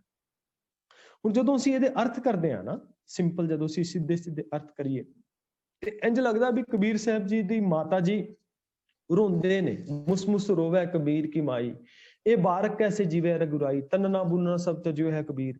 ਕਹਿੰਦੇ ਨੇ ਵੀ ਉਹਨਾਂ ਨੇ ਤਾਣਾ ਪੇਟਾ ਬੁਣਾ, ਕਿਉਂਕਿ ਉਹ ਵੀਵਰ ਦਾ ਕੰਮ ਕਰਦੇ ਸੀ, ਜੁਲਾਏ ਸੀਗੇ, ਤੇ ਉਹਨਾਂ ਨੇ ਕਹਿੰਦੇ ਵੀ ਤਾਣਾ ਪੇਟਾ ਬੁਣਨਾ ਛੱਡ ਦਿੱਤਾ ਹੈ, ਤਨਨਾ ਬੁਣਨਾ ਸਭ ਤਜਿਓ ਹੈ ਕਬੀਰ। ਤੇ ਕਬੀਰ ਸਾਹਿਬ ਜੀ ਦੀ ਮਾਂ ਰੋਂਦੀ ਹੈ ਵੀ ਘਰ ਦਾ ਖਰਚ ਕਿਵੇਂ ਚੱਲੇਗਾ। ਹਰ ਕਾ ਨਾਮ ਲਿਖ ਲਿਓ ਸ਼ਰੀਰ, ਵੀ ਹਰੀ ਦਾ ਨਾਮ ਸਰੀਰ ਤੇ ਲਿਖ ਲਿਆ ਹੈ। ਜਬ ਲਗ ਤਾਗਾ ਬਾਹੋਂ ਬੇਹੀ, ਤਬ ਲਗ ਬਿਸਰੈ ਰਾਮ ਸਨੇਹੀ। ਕਹਿੰਦੇ ਨੇ ਮਾਂ ਕਹਿੰਦੀ ਹੈ ਵੀ ਤੂੰ ਤਾਣਾ ਪੇਟਾ ਬੁਣ, ਕੋਈ ਉਣੇਗਾ, ਤੇ ਕੋਈ ਚਾਦਰ ਬੁਣੇਗਾ, ਕੋਈ ਦਰੀ ਬੁਣੇਗਾ, ਕੋਈ ਕੰਮ ਕਰੇਗਾ, ਕੋਈ ਕੱਪੜਾ ਬੁਣੇਗਾ, ਤਾਂ ਘਰ ਦਾ ਗੁਜ਼ਾਰਾ ਚੱਲੇਗਾ। ਤੇ ਕਬੀਰ ਸਾਹਿਬ ਜੀ ਕਹਿੰਦੇ ਆਨਸਰ ਕਰਦੇ ਨੇ ਕਿ ਜਦੋਂ ਮੈਂ ਤਾਣੇ ਨੂੰ ਬੁਣਨਾ ਸ਼ੁਰੂ ਕਰਦਾ ਹਾਂ, ਤੇ ਉਸ ਸਮੇਂ ਕੀ ਹੁੰਦਾ ਹੈ ਕਿ ਮੈਨੂੰ ਰੱਬ ਭੁੱਲ ਜਾਂਦਾ ਹੈ। ਹੁਣ ਇਹ ਕਨਸੈਪਟ ਜਿਹੜਾ ਹੈ ਇਹ ਗੁਰਮਤ ਦੇ ਅਕੋਰਡਿੰਗ ਨਹੀਂ, ਕਿਉਂਕਿ ਕਬੀਰ ਸਾਹਿਬ ਜੀ ਕਿਰਤੀ ਸਨ, ਉਹ ਆਪਣਾ ਕੰਮ ਕਰਦੇ ਸੀਗੇ, ਘਰ ਦੇ ਵਿੱਚ ਤਾਂਤਾ ਲੱਗਿਆ ਹੈ, ਲੋਕ ਆ ਰਹੇ ਨੇ, ਮਿਲਣ ਵਾਸਤੇ ਆ ਰਹੇ ਨੇ, ਔਰ ਉੱਥੇ ਖੁੱਲਾ ਜਿਹੜਾ ਚਾਹ ਪਾਣੀ ਪ੍ਰਸ਼ਾਦਾ ਚੱਲ ਰਿਹਾ ਉਹਨਾਂ ਦੇ ਘਰ, ਸਾਰਾ ਕੁਝ ਕੰਮ ਕਰਦੇ ਨੇ, ਤਾਂ ਘਰ ਦੀ ਜਿਹੜੀ ਕਾਰ ਹੈ ਉਹ ਚੱਲਦੀ ਹੈ। ਔਰ ਗੁਰਮਤ ਦਾ ਕਨਸੈਪਟ ਹੀ ਨਹੀਂ ਕਿ ਧਰਮ ਦੀ ਕਿਰਤ ਜਿਹੜੀ ਹੈ ਉਹ ਬਿਲਕੁਲ ਬੰਦ ਹੋ ਜਾਵੇ, ਔਰ ਸਿਰਫ ਇੱਕ ਚੌਂਕੜਾ ਮਾਰ ਕੇ ਤੇ ਰੱਬ ਦਾ ਨਾਮ ਲਿਆ ਜਾਵੇ। ਹੁਣ ਇਹਦਾ ਅਰਥ ਕੀ ਹੈ? ਫਿਰ ਇਹਦਾ ਅਰਥ ਵੀ ਕਿਤੇ ਮੈਂਟੈਲਿਟੀ ਦੇ ਨਾਲ ਜੁੜਿਆ ਹੋਇਆ ਹੈ। ਮੁਸ ਮੁਸ ਰੋਵੈ ਕਬੀਰ ਕੀ ਮਾਈ, ਮਾਈ ਜਿਹੜਾ ਸ਼ਬਦ ਹੁੰਦਾ ਹੈ ਨਾ, ਬਾਣੀ ਦੇ ਵਿੱਚ ਮਾਂ ਸ਼ਬਦ ਆਇਆ ਕਈ ਥਾਵਾਂ ਤੇ, ਮਾਈ ਸ਼ਬਦ ਆਇਆ ਹੈ, ਉਹ ਮਾਤਾ ਮਤ ਦੇ ਨਾਲ ਆਇਆ। ਜਿਵੇਂ ਅਸੀਂ ਪੜ੍ਹਦੇ ਹਾਂ ਮਾਤਾ ਮਤ ਪਿਤਾ ਸੰਤੋਖ, ਮਾਤਾ ਮਤ ਸਾਡੀ ਮੈਂਟੈਲਿਟੀ, ਇਸ ਨੂੰ ਮਾਂ ਵੀ ਕਿਹਾ ਗਿਆ ਬਾਣੀ ਦੇ ਵਿੱਚ, ਮਾਤਾ ਮਤ। ਕਹਿੰਦੇ ਨੇ ਹੁਣ ਕਬੀਰ ਦੀ ਉਹ ਭੈੜੀ ਮਤ, ਇਹ ਰੋਂਦੀ ਏ, ਮੁਸ ਮੁਸ ਰੋਵੈ ਕਬੀਰ ਕੀ ਮਾਈ, ਇਹ ਰੋਂਦੀ ਏ, ਕੁਰਲਾਂਦੀ ਏ, ਇਹ ਬਾਰਕ ਕੈਸੇ ਜੀਵੈ ਰਘੁਰਾਈ। ਹੁਣ ਇਹ ਮੇਰੇ ਜਿਹੜੇ ਬੱਚੇ ਨੇ ਨਾ, ਬੱਚੇ ਕਿਹੜੇ ਨੇ? ਬਾਰਕ ਦਾ ਮਤਲਬ ਬੱਚੇ ਕਿਹੜੇ ਨੇ? ਉਸ ਭੈੜੀ ਮਤ ਦੇ ਬੱਚੇ ਨੇ, ਕਾਮ ਕ੍ਰੋਧ ਲੋਭ ਮੋਹ ਤੇ ਹੰਕਾਰ। ਉਹ ਕਹਿੰਦੇ ਨੇ ਰੋਂਦੇ ਨੇ, ਇਹ ਬਾਰਕ ਕੈਸੇ ਜੀਵੈ ਰਘੁਰਾਈ। ਹੁਣ ਇਹ ਕਿਵੇਂ ਜੀਣਗੇ ਇਹਦੀ ਮਨ ਦੇ ਵਿੱਚ? ਤਨਨਾ ਬੁਨਨਾ ਸਭ ਤਜਿਓ ਹੈ ਕਬੀਰ। ਹੁਣ ਤਨਨਾ ਬੁਨਨਾ ਕੀ ਹੈ? ਤਨਨਾ ਬੁਨਨਾ ਦਾ ਮਤਲਬ, ਜਿਹੜਾ ਬੰਦਾ ਰੋਜ਼ਾਨਾ ਤਾਣੇ ਪੇਟੇ ਨਹੀਂ ਬੁਣਦਾ, ਕਿਸੇ ਦੇ ਖਿਲਾਫ ਸਾਜ਼ਿਸ਼ਾਂ ਰਚਦਾ ਹੈ, ਬੈਠਾ ਬੈਠਾ ਘਰ ਦੇ ਅੰਦਰ ਕਿ ਮੈਂ ਸਾਜ਼ਿਸ਼ ਰਚਦਾ ਕਿ ਉਹਦਾ ਕਿਵੇਂ ਮੈਂ ਨੁਕਸਾਨ ਕਰ ਸਕਦਾ ਹਾਂ, ਕਿਵੇਂ ਉਸਨੂੰ ਨੀਵਾਂ ਦਿਖਾ ਸਕਦਾ ਹਾਂ, ਕਿਵੇਂ ਮੈਂ ਗੱਲਬਾਤ ਦੇ ਰਾਹੀਂ ਉਹਦਾ ਕੁਝ ਨੁਕਸਾਨ ਕਰ ਸਕਦਾ ਹਾਂ, ਉਹਦੀ ਬੈਕ ਬਾਈਟ ਕਰ ਸਕਦਾ ਹਾਂ, ਜਾਂ ਕੁਝ ਐਸਾ ਬੋਲ ਕੇ ਮੈਂ ਉਹਦਾ ਆਰਥਿਕ ਨੁਕਸਾਨ ਕਰ ਸਕਦਾ ਹਾਂ, ਸਮਾਜਿਕ ਤੌਰ ਤੇ ਉਹਦੀ ਪਰਸਨੈਲਿਟੀ ਦੇ ਅੰਦਰ ਮੈਂ ਕੋਈ ਦਾਗ ਲਾ ਸਕਦਾ ਹਾਂ। ਮਨ ਵਿੱਚ ਇਹ ਘੁਣਤਰਾਂ ਚੱਲਦੀਆਂ ਰਹਿੰਦੀਆਂ ਨੇ ਬੰਦਿਆਂ ਦੇ ਕਿ ਕਿਵੇਂ ਮੈਂ ਆਪਣੇ ਰਿਸ਼ਤੇਦਾਰਾਂ ਦੇ ਵਿੱਚ ਉਹਦਾ ਮੈਂ ਕਿਸ ਢੰਗ ਦੇ ਨਾਲ ਉਹਨੂੰ ਨੀਵਾਂ ਦਿਖਾਵਾਂ। ਇਹ ਜਿਹੜੇ ਥਾਟਸ ਨੇ ਨਾ ਮਨ ਦੇ ਵਿੱਚ, ਕਬੀਰ ਸਾਹਿਬ ਕਹਿੰਦੇ ਨੇ ਹੁਣ ਮੇਰੇ ਮਨ ਵਿੱਚ ਇਹ ਥਾਟ ਚੱਲਣੇ ਬੰਦ ਹੋ ਗਏ ਨੇ, ਹੁਣ ਮੇਰੇ ਜੀਵਨ ਦੇ ਵਿੱਚ ਇਹ ਭੈੜੇ ਵਿਚਾਰ ਬਿਲਕੁਲ ਨਹੀਂ ਹੁੰਦੇ। ਤਨਨਾ ਬੁਣਨਾ ਸਭ ਤਜਿਓ ਹੈ ਕਬੀਰ। ਹੁਣ ਮੈਂ ਆਪਣੇ ਮਨ ਦੇ ਵਿੱਚੋਂ ਉਹ ਤਾਣਾ ਪੇਟਾ ਬੁਣਨਾ ਬੰਦ ਕਰ ਦਿੱਤਾ ਹੈ। ਹਰ ਕਾ ਨਾਮ ਲਿਖ ਲਿਓ ਸ਼ਰੀਰ, ਔਰ ਹਰੀ ਦਾ ਨਾਮ ਮੈਂ ਆਪਣੇ ਪੂਰੇ ਸਰੀਰ ਉੱਤੇ ਲਿਖ ਲਿਆ ਹੈ। ਇਹਦਾ ਮਤਲਬ ਇਹ ਨਹੀਂ ਕਿ ਕਬੀਰ ਸਾਹਿਬ ਜੀ ਨੇ ਟੈਟੂ ਬਣਵਾ ਲਏ ਸੀਗੇ ਬਾਣੀ ਦੇ। ਇਹਦਾ ਮਤਲਬ ਤੇ ਇਹ ਹੈ ਨਾ ਵੀ ਸਰੀਰ ਤੇ ਸਾਰਾ ਨਾਮ ਲਿਖ ਲਿਆ, ਬਾਡੀ ਤੇ, ਹੱਥਾਂ ਤੇ, ਪੈਰਾਂ ਤੇ ਟੈਟੂ ਬਣਵਾ ਲਏ, ਐਸਾ ਕੁਝ ਨਹੀਂ। ਹਰ ਕਾ ਨਾਮ ਲਿਖ ਲਿਓ ਸਰੀਰ ਦਾ ਮਤਲਬ ਜਦੋਂ ਉਹ ਗਿਆਨ ਮਾਨਸਿਕਤਾ ਦੇ ਵਿੱਚ ਆਇਆ ਨਾ, ਹੁਣ ਪੂਰੀ ਬਾਡੀ ਜਿਹੜੀ ਹੈ ਉਸ ਗਿਆਨ ਦੇ ਅਕੋਰਡਿੰਗ ਬਿਹੇਵ ਕਰਦੀ ਹੈ। ਅੱਖਾਂ ਉਸ ਗਿਆਨ ਦੇ ਅਕੋਰਡਿੰਗ ਚੱਲਦੀਆਂ ਨੇ, ਕਿਸੇ ਦਾ ਮਾੜਾ ਨਹੀਂ ਤੱਕਦੀਆਂ। ਪਰਾਏ ਤਨ ਉਹਦੇ ਵੱਲ ਬਿਲਕੁਲ ਨਹੀਂ ਝਾਕ ਰੱਖਦੀਆਂ। ਹੁਣ ਅੱਖਾਂ ਦੇ ਵਿੱਚ ਨਾ ਸਾਰਿਆਂ ਨੂੰ ਬਰਾਬਰਤਾ ਕਰਕੇ ਦੇਖਦੀਆਂ ਨੇ। ਜੇ ਆਪਣਾ ਬੱਚਾ ਉਹਦੇ ਨਾਲ ਪਿਆਰ ਭਰੀਆਂ ਨਿਗਾਹਾਂ ਦੇ ਨਾਲ ਇਹ ਅੱਖਾਂ ਦੇਖਦੀਆਂ ਨੇ, ਫਿਰ ਇਹ ਗਵਾਂਢੀ ਦੇ ਬੱਚੇ, ਰਿਸ਼ਤੇਦਾਰਾਂ ਦੇ ਬੱਚਿਆਂ ਨੂੰ ਵੀ ਉਸੇ ਨਿਗਾਹ ਦੇ ਨਾਲ ਦੇਖਦੀਆਂ ਨੇ। ਇਹ ਅੱਖਾਂ ਜੇ ਕਿਸੇ ਅਮੀਰ ਦੇ ਨਾਲ, ਕਿਸੇ ਅਮੀਰੀ ਰੁਤਬੇ ਦੇ ਨਾਲ ਜਿਹੜਾ ਸਮਾਜ ਵਿੱਚ ਵਿਚਰਿਆ ਹੈ, ਉਹਨੂੰ ਵੇਖ ਕੇ ਜੇ ਉਹਦੇ ਨਾਲ ਇਹ ਚੰਗਾ ਬਿਹੇਵ ਕਰਦੀਆਂ ਨੇ, ਤੇ ਕਿਸੇ ਗਰੀਬ ਦੇ ਪਾਟੇ ਕੱਪੜੇ ਵੇਖ ਕੇ, ਉਹਦੀ ਗਰੀਬੀ ਵੇਖ ਕੇ ਉਹਦੇ ਅਕੋਰਡਿੰਗ ਉਹਨੂੰ ਦੁਤਕਾਰਦੀਆਂ ਨਹੀਂ, ਉਹਦੇ ਨਾਲ ਵੀ ਬਰਾਬਰ ਦਾ ਬਿਹੇਵ ਕਰਦੀਆਂ ਨੇ। ਯਾਨੀ ਕਿ ਉਹਦੀ ਪਰਸਨੈਲਿਟੀ ਦੇ ਵਿੱਚ ਇਹ ਟੋਟਲੀ ਚੇਂਜਸ ਆਣੀਆਂ ਸ਼ੁਰੂ ਹੋ ਗਈਆਂ ਨੇ। ਹਰ ਕਾ ਨਾਮ ਲਿਖ ਲਿਓ ਸ਼ਰੀਰ, ਕੰਨਾਂ ਦੇ ਨਾਲ ਉਹ ਕੁਝ ਸੁਣਦਾ ਹੈ, ਹੱਥਾਂ ਦੇ ਨਾਲ ਉਹ ਕੁਝ ਕਰਦਾ ਹੈ ਜੋ ਕੁਝ ਗਿਆਨ ਦੇ ਗੁਰੂ ਦੇ ਅਕੋਰਡਿੰਗ ਹੁੰਦਾ ਹੈ, ਪੈਰਾਂ ਦੇ ਨਾਲ ਉਹ ਕੁਝ ਕਰਦਾ ਹੈ। ਔਰ ਅੰਤਰ ਗੁਰ ਆਰਾਧਨਾ, ਜੀਵਾ ਜਪ ਗੁਰਨਾਉ, ਨੇਤਰੀ ਸਤਿਗੁਰ ਵੇਖਣਾ, ਸ਼੍ਰਵਣੀ ਸੁਣਨਾ ਗੁਰਨਾਉ, ਐਸੀ ਅਵਸਥਾ ਉਹਦੀ ਆ ਜਾਂਦੀ ਹੈ। ਹਰ ਕਾ ਨਾਮ ਲਿਖ ਲਿਓ ਸ਼ਰੀਰ, ਜਬ ਲਗ ਤਾਗਾ ਬਾਹੋਂ ਬੇਹੀ, ਤਬ ਲਗ ਬਿਸਰੈ ਰਾਮ ਸਨੇਹੀ। ਬਹੁਤ ਵੱਡੇ ਬਚਨ ਨੇ ਕਿ ਜਦੋਂ ਤੱਕ ਸਾਡੀ ਮੈਂਟੈਲਿਟੀ ਦੇ ਵਿੱਚ ਤਾਣਾ ਪੇਟਾ, ਤਾਗਾ ਬਾਹੋਂ ਬੇਹੀ, ਤਾਣਾ ਪੇਟਾ ਕਿਸੇ ਦਾ ਨੁਕਸਾਨ ਕਰਨ ਵਾਸਤੇ ਵਿਚਾਰ ਚੱਲਦੇ ਰਹਿਣਗੇ, ਬੈਡ ਥਾਟਸ ਚੱਲਦੇ ਰਹਿਣਗੇ, ਆ ਬੂੰਦ ਬੇਕਾਰ ਹੋ ਜਾਵੇਗੀ। ਆ ਰੱਬ ਕਦੇ ਚੇਤਾ ਨਹੀਂ ਆਵੇਗਾ। ਆ ਜਿਹੜੀ ਆ ਕਲਰਾਠੀ ਧਰਤੀ ਹੈ ਨਾ, ਇਸ ਨੂੰ ਜਰਖੇਜ਼ ਨਹੀਂ ਕਰ ਸਕਾਂਗੇ। ਇਸ ਕਰਕੇ ਆਪਣੇ ਥਾਟਸ ਉੱਤੇ ਬੜਾ ਧਿਆਨ ਦੇਵੋ। ਜਬ ਲਗ ਤਾਗਾ ਬਾਹੋਂ ਬੇਹੀ, ਤਬ ਲਗ ਬਿਸਰੈ ਰਾਮ ਸਨੇਹੀ। ਉਦੋਂ ਤੱਕ ਰੱਬ ਕਦੇ ਚੇਤਾ ਨਹੀਂ ਆਉਂਦਾ। ਹੁਣ ਕੀ ਹੋਇਆ? ਉੱਚੀ ਮਤ ਮੇਰੀ ਜਾਤ ਚੁਲਾਹਾ, ਹਰ ਕਾ ਨਾਮ ਲਿਓ ਮੈਂ ਲਾਹਾ। ਪਰ ਹੁਣ ਟ੍ਰਾਂਸਫਾਰਮ ਹੋ ਗਿਆ। ਹੁਣ ਧਰਤੀ ਨੂੰ ਮੈਂ ਨਾ ਗੋਡੀ ਕਰ ਕਰਕੇ, ਉਹਦੀ ਪਾਲਣਾ ਕਰ ਕਰਕੇ, ਉਹਦੀ ਰਾਖੀ ਕਰ ਕਰਕੇ ਉਸਨੂੰ ਜਰਖੇਜ਼ ਕਰ ਲਿਆ। ਔਰ ਹੁਣ ਉਹ ਜਿਹੜਾ ਵਿਚਾਰ ਹੈ ਗਿਆਨ ਦਾ, ਉਹ ਮੇਰੇ ਜੀਵਨ ਦੇ ਅੰਦਰ ਕੰਮ ਕਰਨਾ ਸ਼ੁਰੂ ਹੋ ਗਿਆ ਹੈ। ਔਰ ਮੇਰੀ ਪਰਸਨੈਲਿਟੀ ਜਿਹੜੀ ਹੈ ਟ੍ਰਾਂਸਫਾਰਮ ਹੋਣੀ ਸ਼ੁਰੂ ਹੋ ਗਈ ਹੈ। ਮੇਰੇ ਅੰਦਰ ਚੇਂਜ ਆਉਣਾ ਸ਼ੁਰੂ ਹੋ ਗਿਆ ਹੈ। ਹੁਣ ਮੇਰੀ ਜ਼ੁਬਾਨ ਦੇ ਵਿੱਚ ਜਿਹੜੀ ਨਿਮਰਤਾ ਆ ਗਈ ਹੈ, ਮੇਰੀ ਪਰਸਨੈਲਿਟੀ ਦੇ ਅੰਦਰ ਨੀਵਾਂਪਣ ਆ ਗਿਆ, ਨਿਮਰਤਾ ਆ ਗਈ ਹੈ। ਹੁਣ ਮੈਂ ਹੰਕਾਰ ਕਰਕੇ ਜਾਂ ਜਿਹੜਾ ਸਮਾਜ ਦੇ ਵਿੱਚ ਕੁਝ ਵੱਖਰਾ ਹੈਸੀਅਤ ਲੈ ਕੇ ਨਹੀਂ ਟੁਰਦਾ। ਮੈਂ ਇੱਕ ਸਰਬਤ ਦੇ ਭਲੇ ਵਾਲੀ ਸੋਚ ਲੈ ਕੇ ਜਗਤ ਦੇ ਅੰਦਰ ਵਿਚਰਦਾ ਹਾਂ। ਸੋ ਕਬੀਰ ਸਾਹਿਬ ਜੀ ਇਸ ਪਾਵਨ ਸ਼ਲੋਕ ਦੇ ਅੰਦਰ ਇਹ ਸਾਨੂੰ ਸਮਝਾਉਣਾ ਕਰਦੇ ਨੇ ਕਿ ਉਸ ਸਵਾਰੀ ਹੋਈ ਸਰੀਰ ਰੂਪੀ ਧਰਤੀ ਦੀ ਰਾਹੀਂ ਉਹ ਮਨੁੱਖ ਪ੍ਰਭੂ ਚਰਨਾਂ ਵਿੱਚ ਅਜਿਹਾ ਜੁੜਦਾ ਹੈ ਕਿ ਕੋਈ ਵਿਕਾਰ ਉਸਨੂੰ ਉੱਥੋਂ ਵਿਛੋੜ ਨਹੀਂ ਸਕਦਾ। ਹੁਣ ਵਿਕਾਰ ਹੁੰਦੇ ਤੇ ਨੇ, ਆ ਤੇ ਨਹੀਂ ਕਿ ਵਿਕਾਰ ਖਤਮ ਹੋ ਜਾਣਗੇ ਤਾਂ ਉਮਰ, ਆ ਜਿਹੜੇ ਨੇ ਆ ਤੂਫਾਨ ਇਹਨਾਂ ਦੇ ਆਉਂਦੇ ਰਹਿਣਗੇ। ਪਰ ਹੁਣ ਗਿਆਨ ਦੀ ਹਨੇਰੀ ਐਸੀ ਆਈ ਹੈ ਨਾ। ਦੇਖੋ ਭਾਈ ਗਿਆਨ ਕੀ ਆਈ ਆਂधी, ਸਭੈ ਉਡਾਨੀ ਭ੍ਰਮ ਕੀ ਟਾਟੀ, ਰਹਿ ਨਾ ਮਾਇਆ ਬੰਧੀ। ਹੁਣ ਹਨੇਰੀ ਐਸਾ ਆਈ, ਝੱਖੜ ਹੀ ਐਸਾ ਆਇਆ, ਇੱਕ ਬੂੰਦ ਨਹੀਂ, ਉਸਨੇ ਤੇ ਬਿਲਕੁਲ ਮੇਰੇ ਲਾਈਫ ਨੂੰ ਤਬਦੀਲ ਕਰਕੇ ਰੱਖ ਦਿੱਤਾ। ਹੁਣ ਉਹ ਜਿਹੜੇ ਨੇ ਵਿਕਾਰਾਂ ਦੀ ਹੱਲੇ ਆਉਂਦੇ ਨੇ, ਪਰ ਮੇਰੀ ਲਾਈਫ ਹੁਣ ਚੇਂਜ ਹੋ ਗਈ ਹੈ। ਹੁਣ ਮੇਰੇ ਜੀਵਨ ਦੇ ਅੰਦਰ ਤਬਦੀਲੀ ਆ ਗਈ ਹੈ। ਇਹ ਸ਼ਲੋਕ ਇੱਥੇ ਤੱਕ ਜਿਹੜੇ ਨੇ ਇੱਕ ਪ੍ਰਕਰਨ ਦੇ ਰੂਪ ਦੇ ਵਿੱਚ ਚੱਲ ਰਹੇ ਸਨ। ਇਸ ਤੋਂ ਬਾਅਦ ਜਿਹੜੇ ਅਗਲੇ ਦੇ ਜਿਹੜੇ ਸ਼ਲੋਕਾਂ ਦੇ ਵਿਚਾਰ ਅਸੀਂ ਹੁਣ ਆਰੰਭ ਕਰ ਰਹੇ ਹਾਂ। ਇਹ ਕਬੀਰ ਸਾਹਿਬ ਜੀ ਇਸਲਾਮ ਮਤ ਦੇ ਜਿਹੜੇ ਧਾਰਨੀ ਲੋਕ ਨੇ, ਮੁਸਲਮਾਨ ਵਿਚਾਰਧਾਰਾ ਦੇ ਨਾਲ ਸੰਬੰਧਿਤ ਲੋਕ ਨੇ, ਉਹਨਾਂ ਦੇ ਬਾਬਤ ਇਹਨਾਂ ਸ਼ਲੋਕਾਂ ਦੇ ਅੰਦਰ ਸਾਡੇ ਉੱਤੇ ਮਹਿਰਾਮਤ ਕਰ ਰਹੇ ਨੇ। ਕਬੀਰ ਹਜ ਕਾਬੈ ਹੋ ਜਾਏ ਥਾ, ਆਗੇ ਮਿਲਿਆ ਖੁਦਾਏ, ਸਾਈਂ ਮੁਝ ਸਿਓ ਲਰ ਪਰਿਆ, ਤੁਝੈ ਕਿਨ ਫੁਰਮਾਈ ਗਾਏ। ਕਬੀਰ ਹਜ ਕਾਬੈ ਹੋਏ ਗਿਆ, ਕੀਤੀ ਬਾਰ ਕਬੀਰ, ਸਾਈਂ ਮੁਝ ਮੈਂ ਕਿਆ ਖਤਾ, ਮੁਖੋ ਨਾ ਬੋਲੇ ਪੀਰ। ਹੁਣ ਇਸ ਸ਼ਲੋਕ ਦੇ ਵਿੱਚ ਇਹ ਜਿਹੜੇ ਸ਼ਲੋਕ ਨੇ ਲਗਭਗ 4 ਸ਼ਲੋਕ ਨੇ। ਇਹਨਾਂ ਚਾਰਾਂ ਸ਼ਲੋਕਾਂ ਦੀ ਵਿਚਾਰ ਇੱਕ ਹੀ ਪ੍ਰਕਰਨ ਦੇ ਅੰਦਰ ਹੈ, ਜਿਹਦੇ ਵਿੱਚ ਇਹ 2 ਸ਼ਲੋਕ ਆਪ ਜੀ ਨੇ ਹੁਣੇ ਸਰੋਤ ਕੀਤੇ ਨੇ। ਇਸ ਤੋਂ ਅਗਲੇਰੇ ਜਿਹੜੇ ਸ਼ਲੋਕ ਨੇ 5, ਕਬੀਰ ਜੀ ਜੋ ਮਾਰੇ ਜੋਰ ਕਰ ਕਹਤੇ ਹੈ ਜੋ ਹਲਾਲ, ਦਫਤਰ ਦਈ ਜਬ ਕਾਢ ਹੈ ਹੋਏਗਾ ਕੌਣ ਹਵਾਲ। ਕਬੀਰ ਜੋਰ किया सो जुल्म है ले जवाब खुदाए, दफ्तर लेखा निक्स है मार मुहे मुँह खाए। कबीर लेखा देना सुहेला जो दिल सूची होए, उस साचे दीवान में पल्ला ना पकड़ा कोई। ਇਹ 197 ਤੋਂ ਲੈ ਕੇ 201 ਜਿਹੜੇ ਇਹ ਸ਼ਲੋਕ ਨੇ, ਇਹਨਾਂ ਸਾਰਿਆਂ ਸ਼ਲੋਕਾਂ ਦਾ ਪ੍ਰਕਰਨ ਇੱਕ ਹੈ।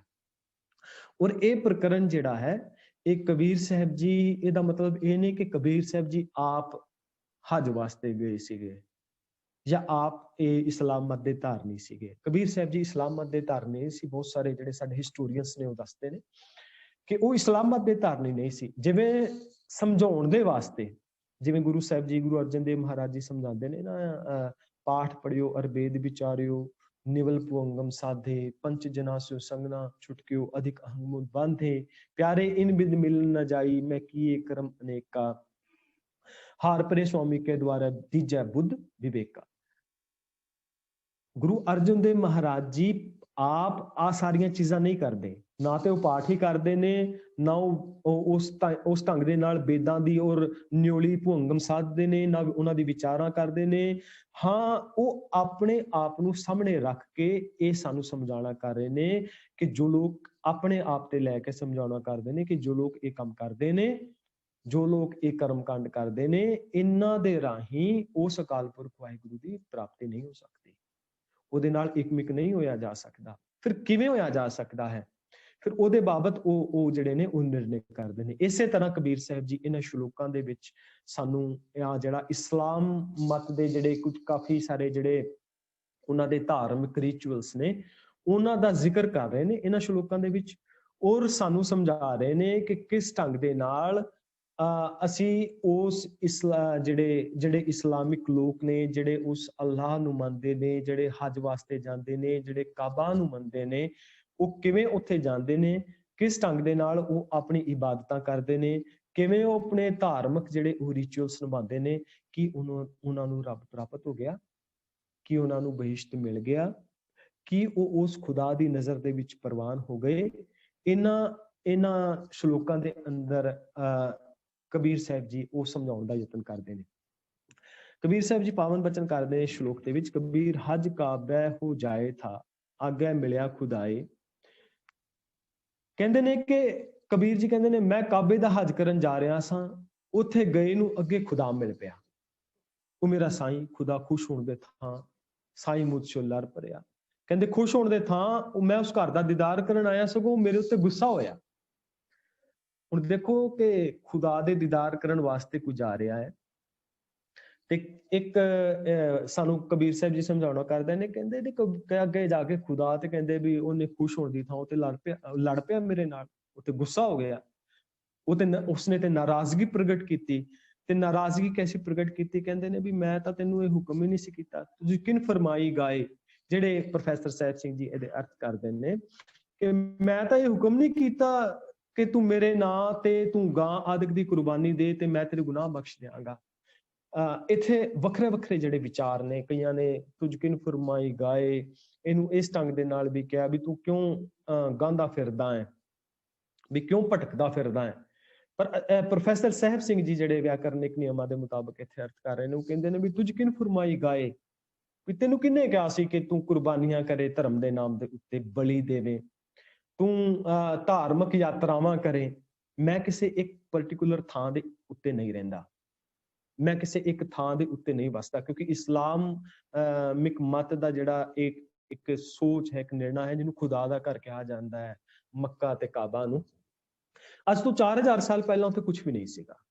ਪਰ ਜੋ ਉਹਦੀ ਬੜੀ ਲੰਮੀ ਕਹਾਣੀ ਅਸੀਂ ਆਉਣ ਵਾਲੀ ਕਲਾਸ ਦੇ ਵਿੱਚ ਵਿਚਾਰ ਵੀ ਲਵਾਂਗੇ ਕਿ ਕਿਵੇਂ ਆ ਸਾਰਾ ਕੁਝ ਹੋਇਆ, ਕਿਵੇਂ ਉੱਥੇ ਜਿਹੜੇ ਨੇ ਉਹ ਸਾਰਾ ਜਿਹੜਾ ਉਹ ਧਰਤੀ ਜਿਹੜੀ ਹੈ ਉਹ ਕਿਸ ਰੂਪ ਦੇ ਅੰਦਰ ਉਹ ਤਿਆਰ ਕੀਤੀ ਗਈ, ਔਰ ਕਿਵੇਂ ਉਹ ਮੁਹੰਮਦ ਸਾਹਿਬ ਨੇ ਉਸ ਥਾਂ ਦੇ ਉੱਤੇ ਉਹ ਜਿਹੜੇ ਮੂਰਤਾਂ ਪਈਆਂ ਸਨ ਉਹਨਾਂ ਨੂੰ ਤੋੜ ਦਿੱਤਾ, ਔਰ ਤੋੜ ਕੇ ਉਸ ਥਾਂ ਦੇ ਉੱਤੇ ਇੱਕ ਸੰਦੇਸ਼ ਦਿੱਤਾ। ਤੇ ਫਿਰ ਅੱਜ ਉਸ ਥਾਂ ਦੇ ਉੱਤੇ हर एक मुसलमान जिहड़ा अपनी सारी उम्र वास्ते भावें अमीर होवे और वो भावें गरीब होवे, ਉਹਦੇ मन ਦੀ एक मंशा हुंदी है, अमीर जांदा है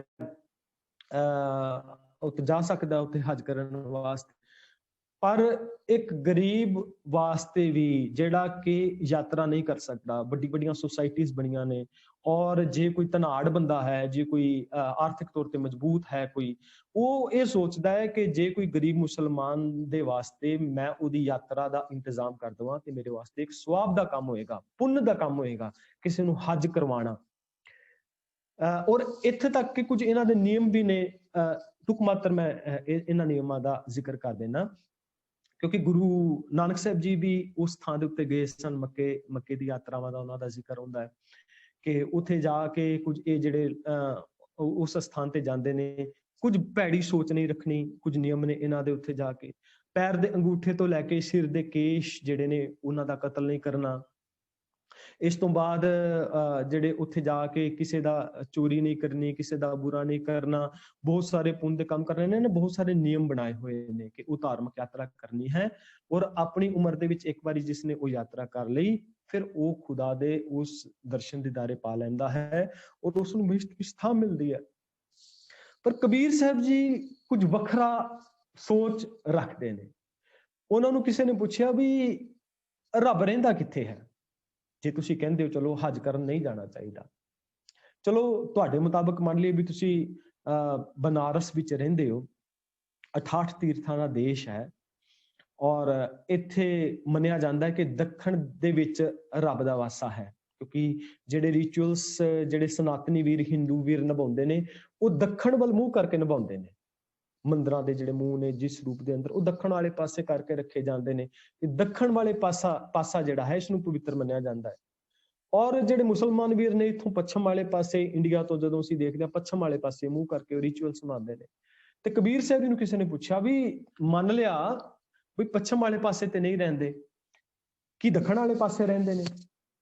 ते कबीर साहब जी ने जवाब दिता नहीं, ऐसी कोई बात नहीं, दखण देश हरि का वासा, पच्छम अल्लाह मुकामा, दिल में खोज दिलै दिल खोजो यही ठौर मुकामा।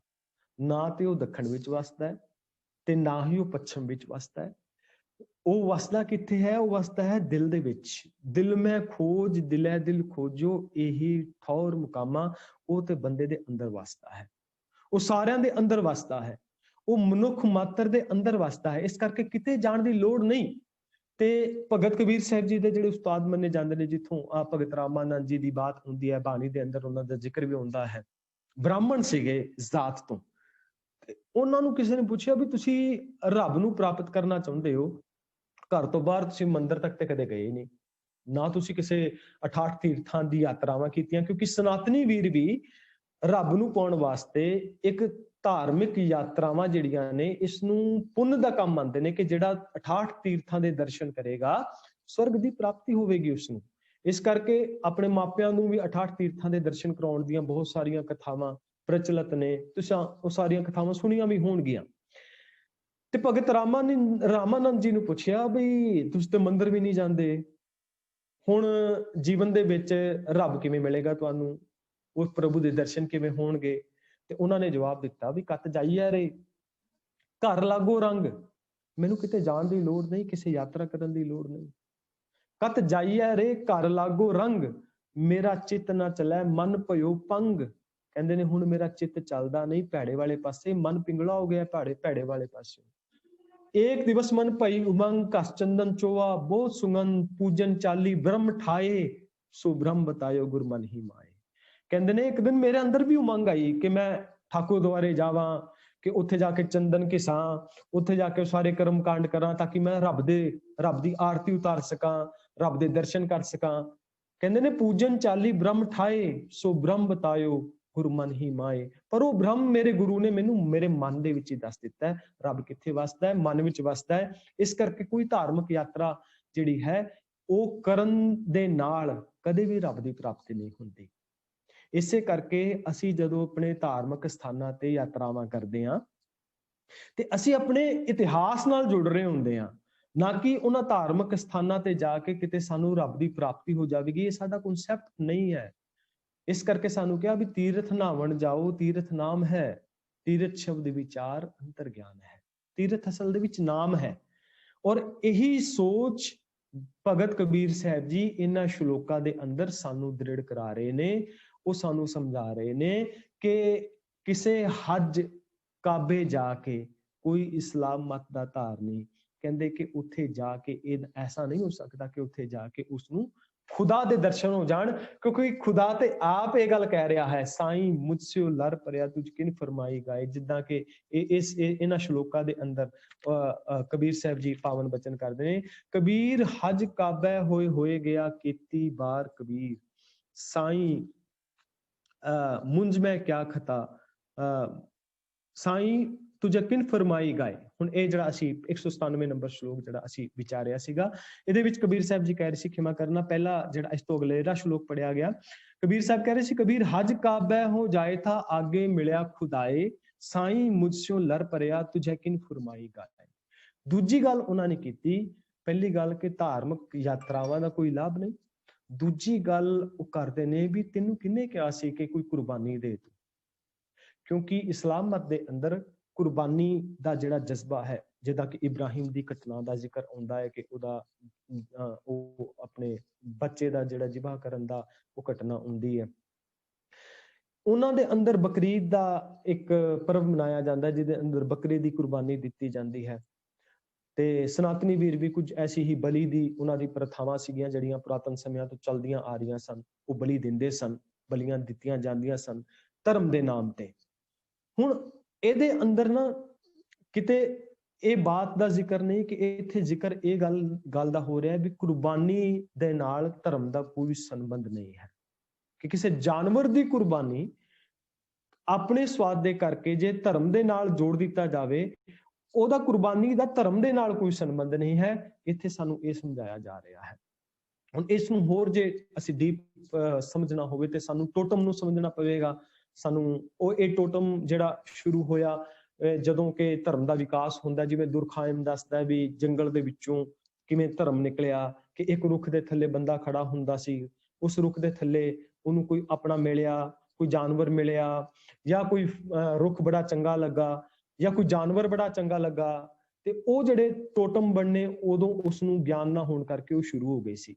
ਫਿਰ ਹਰ ਕਬੀਲੇ ਦਾ ਆਪਣਾ ਆਪਣਾ ਇੱਕ ਟੋਟਮ ਹੁੰਦਾ ਸੀ, ਕਿਸੇ ਦਾ ਸੱਪ ਟੋਟਮ ਬਣ ਗਿਆ, ਕਿਸੇ ਦਾ ਟੋਟਮ ਗਾਂ ਬਣ ਗਿਆ, ਕਿਸੇ ਦਾ ਟੋਟਮ ਜਿਹੜਾ ਹੈ ਉਹ ਮਗਰਮੱਛ ਬਣ ਗਿਆ, ਕਿਸੇ ਦਾ ਟੋਟਮ ਕਛੂ ਕੁਮਾ ਬਣ ਗਿਆ।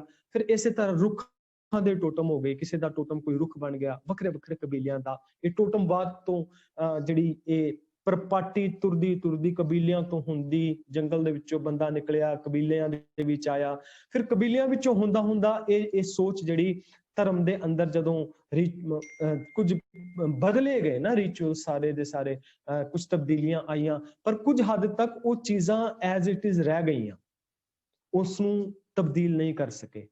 ਔਰ ਉਹ ਅੱਜ ਵੀ ਅਸੀਂ ਉਸੇ ਰੂਪ ਦੇ ਅੰਦਰ ਦੇਖਦੇ ਹਾਂ ਜਿਹਨੂੰ ਤਬਦੀਲ ਨਹੀਂ ਕੀਤਾ ਜਾ ਸਕਿਆ। ਉਹ ਟੋਟਮ ਉਦੋਂ ਤੋਂ ਚੱਲੇ ਆ ਰਹੇ ਨੇ ਔਰ ਅੱਜ ਤੱਕ ਮੌਜੂਦ ਨੇ। ਇਸ ਟੋਟਮਵਾਦ ਨੂੰ ਤੋੜਿਆ ਸੀ ਕਬੀਰ ਸਾਹਿਬ ਜੀ ਨੇ। ਬੜੀ ਬਾਕਮਾਲ ਰਚਨਾ ਉਹਨਾਂ ਦੀ ਕਿ ਕਬੀਰ ਹਜ ਕਾਬੈ ਹੋ ਜਾਏ ਥਾ ਆਗੇ ਮਿਲਿਆ ਖੁਦਾਏ, ਸਾਈਂ ਮੁਝਸਿਓ ਲਰ ਪਰਿਆ ਤੁਝੇ ਕਿਨ ਫਰਮਾਈ ਗਾਏ। ਤੈਨੂੰ ਕਿਹਨੇ ਕਿਹਾ ਸੀ ਕਿ ਤੂੰ ਬਲੀ ਦੇ ਕੇ, ਕੁਰਬਾਨੀ ਦੇ ਕੇ, ਗਾਂ ਦੀ ਕੁਰਬਾਨੀ ਦੇ ਕੇ ਤੂੰ ਮੇਰੀ ਪ੍ਰਾਪਤੀ ਕਰ ਸਕਦਾ ਹੈ? ਇਹਦੇ ਨਾਲ ਮੇਰੀ ਪ੍ਰਾਪਤੀ ਨਹੀਂ ਹੁੰਦੀ। ਬਾਣੀ ਦੇ ਅੰਦਰ ਹੁੰਦਾ ਹੈ, ਸਰਜਿਓ ਘੱਟ ਹੈ ਨਿਰਜਿਓ ਪੂਚੈ, ਅੰਤ ਚਲੇ ਗੋਪਾਰੀ। ਬਾਣੀ ਦੇ ਅੰਦਰ ਬੇਅੰਤ ਥਾਵਾਂ ਤੇ ਇਹ ਬਲੀ ਔਰ ਕੁਰਬਾਨੀ ਦੇ ਬਾਬਤ ਇਹਦਾ ਜ਼ਿਕਰ ਕੀਤਾ ਗਿਆ ਹੈ ਕਿ ਨਾ ਤੇ ਬਲੀ ਦੇਣ ਨਾਲ ਹੀ ਰੱਬ ਮਿਲਦਾ ਹੈ, ਨਾ ਕਿਸੇ ਪਸ਼ੂ ਦੀ ਕੁਰਬਾਨੀ ਦੇਣ ਨਾਲ ਰੱਬ ਮਿਲਦਾ ਹੈ। ਹੁਣ ਇਹਦਾ ਜਿਹੜਾ ਪ੍ਰਾਰੂਪ ਹੈ ਨਾ, ਤੁਸੀਂ ਦੇਖਿਆ ਵੀ ਹੋਵੇਗਾ, ਇਹਦੀ ਗੱਲ ਅਸੀਂ ਕਰਦੇ ਚੱਲੀਏ, ਥੋੜਾ ਜਿਹਾ ਪ੍ਰਕਰਨ ਤੋਂ ਹਟ ਕੇ ਹੈ ਭਾਵੇਂ, ਪਰ ਇਹਦੇ ਨਾਲ ਰਿਲੇਟ ਕਰਦਾ, ਇਸ ਕਰਕੇ ਮੈਂ ਇਹ ਗੱਲ ਕਰਨੀ ਚਾਹਾਂਗਾ। ਅੱਜ ਨਾਰੀਅਲ ਜਿਹੜਾ ਹੈ ਨਾ, ਨਾਰੀਅਲ ਯੂਜ਼ ਹੁੰਦਾ ਹੈ, ਤੇ ਨਾਰੀਅਲ ਨੂੰ ਵੀ ਉਸੇ ਢੰਗ ਦੇ ਨਾਲ ਯੂਜ਼ ਕੀਤਾ ਜਾਂਦਾ ਹੈ ਕਿ ਉਹਦਾ ਮੂੰਹ ਬਣਿਆ ਹੁੰਦਾ ਹੈ, ਉਹਦੇ ਅੰਦਰ ਪਾਣੀ ਹੁੰਦਾ, ਉਹਦਾ ਖੋਪੜ ਹੁੰਦਾ ਹੈ, ਉਹਨੂੰ ਉਸ ਢੰਗ ਦੇ ਨਾਲ ਭੰਨਿਆ ਜਾਂਦਾ ਹੈ। ਉਹ ਉਸ ਢੰਗ ਦੇ ਨਾਲ ਭੰਨ ਕੇ ਕਿਸੇ ਮੂਰਤ ਦੇ ਅੱਗੇ ਜਾਂ ਕਿਸੇ ਹੋਰ ਧਾਰਮਿਕ ਕਰਮਕਾਂਡ ਜਦੋਂ ਨਿਭਾਉਂਦੇ ਨੇ, ਉਹਦਾ ਮਤਲਬ ਹੀ ਬਲੀ ਦੇਣ ਦਾ ਕਿਤੇ ਨਾ ਕਿਤੇ ਉਹ ਜਿਹੜਾ ਘਟਨਾਕ੍ਰਮ ਜਿਹੜਾ ਪਹਿਲਾਂ ਚੱਲਦਾ ਆ ਰਿਹਾ ਸੀ, ਉਹ ਥੋੜਾ ਜਿਹਾ ਪਰਿਵਰਤਿਤ ਹੋਇਆ, ਉਸਨੂੰ ਥੋੜਾ ਜਿਹਾ ਰੂਪਾਂਤਰਿਤ ਕੀਤਾ, ਜਾਂ ਕਹਿ ਲਓ ਕਿ ਪਰ ਸੋਚ ਪਿੱਛੇ ਉਹੀ ਕੰਮ ਕਰਦੀ ਹੈ।